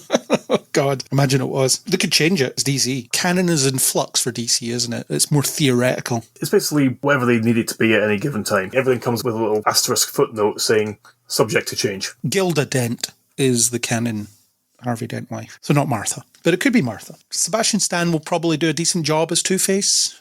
Or Harvey Dent. Yeah, I can see that. You can certainly do the kind of sleaze that Dent has. Yeah. I never made it far enough into Gotham Knights to see much of Misha Collins' Harvey Dent. He actually did a pretty good job with that. It's just the show was so difficult to watch. I got all the way through it. Oh, wow. You're the only person that has, probably. It was distinctly average, but I didn't hate it as much as I expected to. But at the same time, I don't really have much positive to say about it. That is the faintest of praise. Slightly less crap than I assumed. So we'll see what the Batman 2 ends up being. Other Batman news. This is the James Gunniverse now. Christina Hodson has been set to write DC Studios' Batman pick, The Brave and the Bold, which is maybe the one with Damian Wayne, who knows. Andy Muschietti is on board to direct. She has other DC credits under her belt. She worked with Muschietti on The Flash, as well as Birds of Prey and the whatever long title, Harley Quinn, starring Margot Robbie as Harley Quinn. So she has some pedigree here, and I know a lot of people were jumping down her throat because of The Flash, not realising that the mess that film is wasn't really anybody's fault. As in anybody's fault who has their name on it as taking credit for making it. Andy Muschietti put this project into a finished state, which is impressive. Exactly. This was a film that had been in development hell for literally a decade, and he finally managed to make it into a completed product. Granted, it was crap, but still. Very crap. He was the one who made it exist, but at the same time had to deal with literally everything that came before. And his reward is he gets to make this Batman movie. I personally really like Birds of Prey. I just think it's a lot of fun. I've rewatched it quite a few times. I've only seen it the once. I remember thinking it was okay. I think if Christina Hodson can have that kind of tone, that kind of energy into this kind of Batman story, then I think it'll turn out really well. Yeah. But at the same time, that was not a story involving Damian Wayne because I utterly despise him. Well, maybe she'll create a version that you don't despise. Possible. He's basically someone whose defining character trait is his belief in his inherent superiority over literally every other person alive and his constant assertions of such, which I find unendurably tedious. Happens when you're raised by Ra's al Ghul. Can't be helped. So, good for you, Christina Hodson. And we don't blame you for The Flash. It wasn't your fault. Although if it was your idea to do the CGI grave robbing that movie is, then go away, please. I don't think that was her fault. I think that was very much a studio thing. Yeah, so it's like, we're doing this concept of multiple timelines and multiple realities, so why not just bring in every single version of these characters we've ever done, because fans will love that, even though it will be utterly meaningless. Ugh, what a horrible movie. Yeah, and that's even without touching on Ezra Miller. Yes, that's its own discussion. Yeah. Moving on, we have some big moves at Lucasfilm, the Disney subsidiary, Lucasfilm. Kathleen Kennedy is stepping down as Lucasfilm president and going back to producing. So she's not going away forever like some people want her to, but some people will be very happy about this news. And Dave Filoni is to step up and lead Lucasfilm, which surprises nobody. Not in the slightest. And the thing is, lots of people demonize Kathleen Kennedy, but if you look at her body of work, if you look at the things that she worked on that became really successful, you can't deny that she knows what works in the industry and that she's very good at what she does. The direction of Star Wars is not personally something I have enjoyed ever since Disney took over, and I feel like Kathleen Kennedy's a easy scapegoat for something like that, but there's all sorts of stuff going on. There's supposed to be tension between what she wanted to do and what Jon Favreau wanted to do and what other people wanted to do. And I think she's very good at spinning all these plates and making people talk to each other and making some sense out of the chaos. So give her credit where it's due. I do not think Dave Filoni is a good choice to lead the Star Wars franchise, because I feel like it's just going to continue to eat its own tail, because that's what his stuff has long started doing. It's been doing it for a while. He was a great voice when he was doing things like Clone Wars. He's actually analogous to, for people that are in the know, Rick Berman to George Lucas, Gene Roddenberry, as in studied under him and wants to preserve what their master did, sometimes to the detriment of the thing being made. So I'm concerned about what Star Wars are going to turn into under him. I feel like it's just going to be a self-referential, inaccessible mess, because that's what his stuff has turned into. Look at Ahsoka, for example. I don't want more Ahsokas. No, and Ahsoka in the Clone Wars is actually one of my favourite characters in the entirety of Star Wars. Yeah, she's great in that and in Rebels. Yes, but then when she turned up in The Mandalorian, I was like, who is this? This is not Ahsoka. And her own TV show as well, yeah. Yeah, and not just because it's not Ashley Eckstein playing her, but the character, there was nothing recognisable in her of what made everyone fall in love with her in the first place. The weirdest part is when in her own show they did the flashback to the Clone Wars and she was played by Ariana Greenblatt. I was like, that's her. There she is. Can we just have her playing Ahsoka? Thanks. I know she's young, but can we just have that? Can we wait a few years and then have that? Yeah, but just watching that series, I just don't understand why I should care about this. The series where they spent several episodes looking for a map to the thing that they were looking for, and then they get there and very little happens. Yeah. That seems to be what Filoni does now. It's a constant tease, isn't it? We're on our way to the story. Why don't you just tell the story? We're not interested in this crap. Yeah, sometimes when you have too much build-up, then the payoff becomes impossible to live up to it. He's going to be the president and chief creative officer, and then there's going to be another person, Lin-Wyn Brennan, as co-president. So I wonder if he's going to do all the quote-unquote creative stuff, and the other person's going to do the business stuff. A bit like James Gunn, Peter Safran relationship. Makes sense. Although James Gunn seems to be more involved in the business stuff than you would assume he would have been. I remember reading somewhere that when James Gunn got his start in the film industry at Troma, which is a company that made incredibly trashy and gory horror films on shoestring budgets. And while Gunn was working there, he learned how to make films quicker and cheaper than might otherwise be possible. So it's possible he's bringing some of that knowledge to the business production side of DC. That's a complete tangent. We're off on again. Yeah, there we go. But Kathleen Kennedy, not the demon that everybody thinks she is. And if you look at the list of credits that she has, it's insane what she's been involved in and what she's helped be successful. Spielberg's go-to as a producer for a long time. Exactly. And also, I can't think of any other instance where if fans were angry with how a particular film turned out, they blame the head of the studio rather than any of the people who actually made the thing, the creative side of it. It just seems nonsensical to me. Definitely. We'll see what Dave Filoni gets up to, but I'm not all that optimistic about what he's going to do. I feel like I'm all but checked out on Star Wars at this point anyway. Maybe Starfighter will bring me back. What certainly won't bring me back, and I've said this before, is The Mandalorian and Grogu. Why would I watch the cinematic finale for a TV show I didn't like and didn't watch? Mm-hmm. That's not $1 billion idea, surely. And also a TV show that resolves a significant plotline issue in an episode of a different TV show. Insane decisions made across the board with Star Wars and franchises in general. And you neatly segued us when you talked about blaming people for the quality or perceived quality of films. Let's talk about J.J. Abrams' next movie. His mysterious new movie, because is there any other kind, with Glenn Powell and Jenna Ortega. It finally gets a title and a release date. I am so over Abrams and his mystery box crap. It's just boring. You're making an announcement that you're not telling anybody anything. I'm making a movie. What's it about? Not telling you. It's literally nothing. And that's supposed to make us excited. I genuinely don't get it. It just irritates me so much. This is the film that he said isn't a time travel movie, which almost confirms that it is a time travel movie. However, it's called The Great Beyond, which makes me think it might be some kind of afterlife thing. That does make sense. My brain went to more of a space exploration thing. Could also be that. It stars Glenn Powell, so great, we like Glenn Powell. Because everything does. Jenna Ortega, again, we like Jenna Ortega. She's in everything. And it's generally pretty good. Emma Mackey, she's alright based on what I've seen her in. Sophie Okonedo, whoever she is. Merritt Weaver and Samuel L. Jackson, because of course. Sophie Okonedo, she's in the episode of Doctor Who, Queen Elizabeth X or something like that. Oh, Liz 10. Yes, that's it. Yeah, she's good then, at least in that one thing. She's doing a bunch of other things. I can't think of any of them right now. It's out on November 13th this year, so we probably should know more than we do. We'll get a teaser that tells us nothing in a couple of months, probably. Yes, with some very vague visuals and inappropriately energised music. And lens flares. Of course. All the lens flares. Because everyone loves lens flares. Constantly. Yep, absolutely. But it's going to be competing with Ty West, or T West, however you pronounce it, Ebenezer, A Christmas Carol starring Johnny Depp.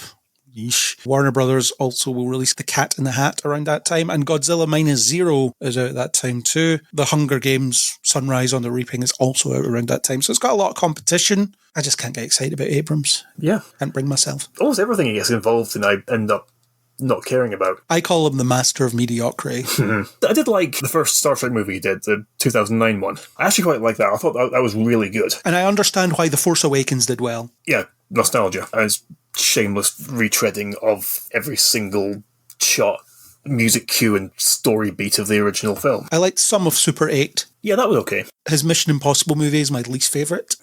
And Lost, I got bored with about halfway through season 3 when it became clear they were making it up as they went along. I never finished Lost, probably for that reason. I wouldn't bother. So, J.J. Abrams is making a movie. He won't tell us what it is, but we're supposed to be excited about it because we don't know what it is. Yeah. That's his thing. I'm not telling you about this, so be excited. No, JJ, it doesn't work anymore. It's been a long time since your mystery box shtick worked. Go be mediocre somewhere else. Next up, we have a director for the Murder, She Wrote movie starring Jamie Lee Curtis as Jason Moore. Murder, She Wrote is a TV series that starred Angela Lansbury. She was someone that solved a lot of murders and then wrote about them, essentially. And there's the great fan theory that the only common denominator in all these murders is her. So it must be her committing them. When I was a kid and I first came across this and saw the title of the show, that's what I genuinely thought the premise was. She was committing these murders and writing about them. Because just looking at the title itself with no context of the show, that's what it sounds like. Or at least it did to an 8-year-old child. This one is produced by Phil Lord and Chris Miller, so I wonder if they will make that the premise. They tend to have fun with concepts, don't they? Or perhaps she'll end up accused of the murder. Yeah, and just to prove that she didn't do it. Yeah. Next up for Moore, who is best known for his comedies Pitch Perfect and Sisters, is directing the pilot and serving as executive producer on Elle, the Legally Blonde prequel TV series at Prime Video, which just seems crazy to me. It's just a story about a girl at high school that's very shallow, but smart. Exactly, because everything that makes Elle distinctive happened to her after high school. I saw the origin story for Legally Blonde. It was called Legally Blonde. So possibly a good fit for this, especially if they have some fun with it. I would quite like it to be, as you say, I've been accused of murder and have to prove that I didn't do it, or I actually did it and I'm trying to cover it up.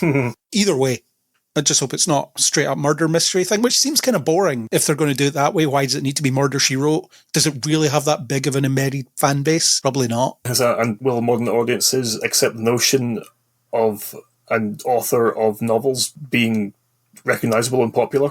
Yeah. Next up, Prime Video has handed a series order to Odd Jobs, a future-set adult animated comedy co-created and executive produced by Mike McMahon, the genius behind Lower Decks, Star Trek Lower Decks, and Solar Opposites. In Odd Jobs, the year is 2127. The world is an extreme late-stage capitalist hellscape. I'm sorry, this is fiction. The show follows a reluctant team of gig workers as they travel around the neo-Midwest, doing the weirdest, most dangerous tasks the Odd Jobs app demands. This is barely an extrapolation of what's happening now. But it's Mike McMahon, so I think it'll be very good. Yes, I will gladly once again reassert my fervent ardour for Lower Decks. It is my happy place. It's very good. I never saw Solar Opposites. I've seen the first couple seasons of it, and it was good. It has some interesting ideas, but I didn't enjoy it as much as Lower Decks or, say, Rick and Morty. Rick and Morty wasn't Mike McMahon's baby, was it? It's just something he worked on. Yes. I say that as if that diminishes him, but it wasn't his concept. It wasn't something he created. Yeah, I think I'm kind of fusing things he did and things Justin Roiland did. Yeah. Who someone else we're not going to talk about anymore. So many people are cancelled. Is it just that hard to not be a dick? Apparently it is.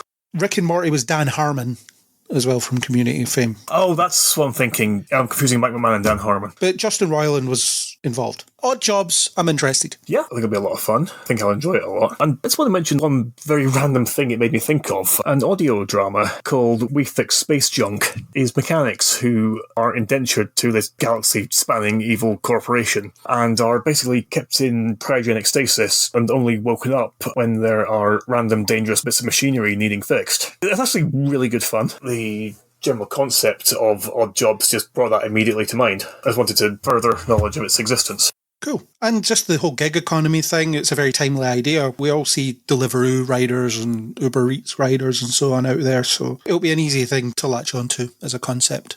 And it'll certainly be something that a lot of people can relate to quite heavily. Let's move on to Disney again. The Tangled live-action movie has confirmed some cast. The studio has chosen rising Australian access Tegan Croft and Milo Mannheim, star of Disney Channel's musical Zombies franchise, for the parts of Rapunzel and Flynn. Tegan Croft, you'll know her from Titans. She was Raven. She was, and actually one of the best things about that decidedly mediocre series. She hasn't been in much else that I can see here. She was in 5 episodes of Home and Away, if you're into that. She's young and blonde, so that's a good fit, I guess. I predicted they were going to cast Sabrina Carpenter, but I was way wrong. That is actually dangerously plausible. Well, if you really wanted people to watch it, that would have been a way to go. It would depend on her wanting to do it, though, and I think she's in a position where she doesn't have to say yes to anything she doesn't want to do. Milo Mannheim's in a show called School Spirits, which I've heard good things about. It's a Paramount Plus show. Yes, they do make them. The Zombies franchise, as mentioned. He's in a horror movie called Thanksgiving, which I haven't seen. I should look this up. I can't remember which Thanksgiving that was. 2023 one. After a Black Friday riot ends in tragedy, a mysterious Thanksgiving-inspired killer terrorizes Plymouth, Massachusetts, the birthplace of the infamous holiday. It had Patrick Dempsey and Ty Olsson in it. Oh, yeah, the Eli Roth one. Yes. There's an actress in it called Karen Cliche, which is, I think, very funny. She was in this really bad reboot of Flash Gordon in the mid-2000s. I remember that, the TV show. Yeah, she was the new female character. It's like Hunter, who was always in tight fur and leather. Is she the one that misses getting through a portal and falls over? Because I remember that from the first episode. The funniest thing I've ever seen in something like that. It was hilarious. Possibly. I don't even know why I remember that. But it had the guy that plays Whitney in the first season of Smallville as Flash Gordon. It does, yes. I only saw the first episode, but it was pretty bad. It did improve a little bit towards the end of the season, but not nearly enough to save it. You're the only person that can say that because you're probably the only person that watched it that far. Yeah. It's 2 things that you're the only person that's seen it all the way through. No one else has. It sometimes feels like that with a lot of things. I mention these random titles of things I know quite well and people just stare at me blankly. Yeah. Back to Tangled. Michael Gracie, who counts the musical biopics Better Man and The Greatest Showman, both films that I really like, especially Better Man, the Robbie Williams biopic that really tanked because no one knows who he is outside of the UK and in other countries as well. But it was really good, where he's a chimp for some reason. Yes, which further confused marketing. Yeah, because the film doesn't address it in any way. It's just he's a chimp for some reason. Anyway, he's going to direct it. Although, does it make a difference with these live-action remakes? Who's actually making them? Maybe this will be the one. Once again, when it's something like this, I sound like I've been abused and I'm trying to make excuses for it. Maybe this time will be different. This time they'll actually do what they promised. Yeah. It's got a good director of musicals, I guess. So good. And got at least one half-decent actor in it. Yeah. Kristen Burr, who has long-standing ties to the studio and was our producer on last summer's Freakier Friday, which I hated, and Cruella, which I also didn't like that much, is producing. Jennifer Caton Robinson wrote the script, which I imagine is very similar to the previous script, with just some token changes so that she can actually take the credit. Zachary Levi was the voice of Flynn before. He was. Zachary Levi, there's a guy that we need to remember. Yeah, I can't imagine them wanting to have much to do with him anymore. Catherine Hahn is in talks to play Mother Gothel as well, which is a better choice than Scarlett Johansson as was originally suggested. Yeah, I think she should be brilliant as Mother Gothel. Yeah, if you want to have the larger-than-life theatrics, then that's who you go for, not ScarJo. I've never seen an unhinged performance from her. Yeah, I certainly can't think of one, because she's normally really subdued in her performances. So when she's doing something like the Snake in the Jungle Book, it really works. Yeah, but aside from that, I think the most unhinged thing I've ever seen her do on film is taser a guy in the balls in Eight-Legged Freaks. Yeah. God, that was a while ago. So on the surface, it seems like they're putting some decent talent behind this Tangled remake, but it's just going to be the same as all of these other remakes, isn't it? Yeah, and it's also going to have the issue of Tangled being a far more recent movie than a lot of the other remakes they've been doing. Not as recent as Moana, though. That's just ridiculous. Yeah, it really is. Let's move on to our last item. We have our first look at Sophie Turner as Lara Croft for the TV series where they managed to get Phoebe Waller-Bridge to actually do some work for the contract that they're paying her a lot of money for. It's a shot of her looking like the classic Lara Croft, more or less, and people are reacting very normally to this online, as you might expect. Yep. I saw an analysis of this from a fitness expert, and they were just talking about how strong and fit she looks, the way that she is. Does she? Can't dispute that. I'm not an expert, but I look at that and I think she looks like a decent Lara Croft. Yeah, it certainly recreated the image quite distinctively. And also, I think Sophie Turner will play the aristocratic aspect of Lara quite well. Yeah, it seems like the Tomb Raider franchise in video game form is going back to its roots in terms of the hyper-competent adventurer that was in the original PlayStation games. Because they're doing, this is insane, a second remake of the first game on modern consoles, along with another original story Tomb Raider game. So it seems like they're remaking Tomb Raider 1 and then using that as the start of a new franchise, which seems insane to me, but whatever. So they're going back to that larger-than-life Lara as opposed to the grounded survivor Lara that we had more recently. Both of them work for me. I think they're both valid takes. I'm still disappointed that we never got to see Alicia Vikander have another go. As average as that movie was, she was very good in it. I certainly think she was more convincing as Lara Croft than Angelina Jolie ever was. Angelina Jolie has just got the proportions of a video game character at that point in her life anyway, so that worked. Yeah, it's basically why she was given the part. That worked for different reasons. At least the first film did. The second film, not so much. First film had Daniel Craig in it as well. Remember that? I do, yeah. And Jerry Butler in the second one as well. Mm-hmm. Yeah, and Daniel Craig putting on an American accent as well. Yeah, we've had Hayley Atwell in animation more recently. We have. I actually quite like that series. They follow directly on from the video games, those seasons. The more recent video games, the Survivor series as it's now known. I think she looks good. Whether the show will end up being any good, I don't know. And obviously people haven't seen this in motion. People are just disgusting about this, especially when you see women in this kind of display. People just get really disgusting about it. Oh, she's not hot enough and all this kind of nonsense that people say. Yes, or making comments about how it's a shame that Hayley Atwell is only voicing Lara Croft because she's the first actress to play Lara who actually has her proper figure. Because that's really important, is cup size. I don't think Hayley Atwell would... I'm sure she would do a great job, but I don't think she would be a great Lara Croft in live action. Certainly not now. Because I just think with the Lara Croft character that people expect to see on screen, basically they just want someone younger than Hayley Atwell is right now. Yeah. The point is that the original video game version is physically impossible. Yes. It's just ridiculous. Her spine would shatter. It's just not possible for anybody to look like that. Angelina Jolie was about as close as you're going to get. Yeah, and there actually are people at Crystal Dynamics who claimed that it was actually an accident that her figure turned out like that. Yeah, so it was. Someone accidentally put in the wrong percentage in one of the polygon morphs, as the image of a character doesn't go through countless layers of scrutiny before being finalised and approved. Yeah. The undo button doesn't exist. Yeah. That's nonsense. It really is. Yeah, it was never that simple to alter mistakes. You just have to carry on and keep building on it. Pretty much. The series also stars Martin Bob Semple, Sigourney Weaver, Jason Isaacs. Hi to Jason Isaacs. That's a tradition, isn't it? Jack Bannon, John Heffernan, Bill Patterson, Patterson Joseph, Sasha Lush, Juliette Mohamed, and Celia Imrie, and August Wittgenstein. It's a cast. Yeah, I recognise about half of them. Ones that you recognise, very good actors. I hope Jason Isaacs is a villain. Yes, because he does villains excellently. Sigourney Weaver as well. Yeah, because you don't often get to see her being evil. No. And I don't know what story they're doing, if it'll be a completely new story or if they'll be adapting the video game, in which case Sigourney Weaver would be a good Natla, even though she doesn't resemble the crude animation of the 90s video game. But I think she'd be able to embody the gravitas and the attitude that that character is at least implied to have. The writing on the original Tomb Raider is not the highest of art. I think people have to bear that in mind. When you're adapting something that wasn't really written very well to begin with, there's only a certain amount of fidelity you can be expected to maintain. Yeah, and the writing only really existed to get you from one level to the next. It was deliberately superficial. Yeah, it just furthered the gameplay. Yeah, because nobody considered the possibility of video games being meaningful storytelling at that point in time. No, because they were just seen as disposable entertainment. Yeah, the conversation about video game storytelling being art by itself didn't occur until much later.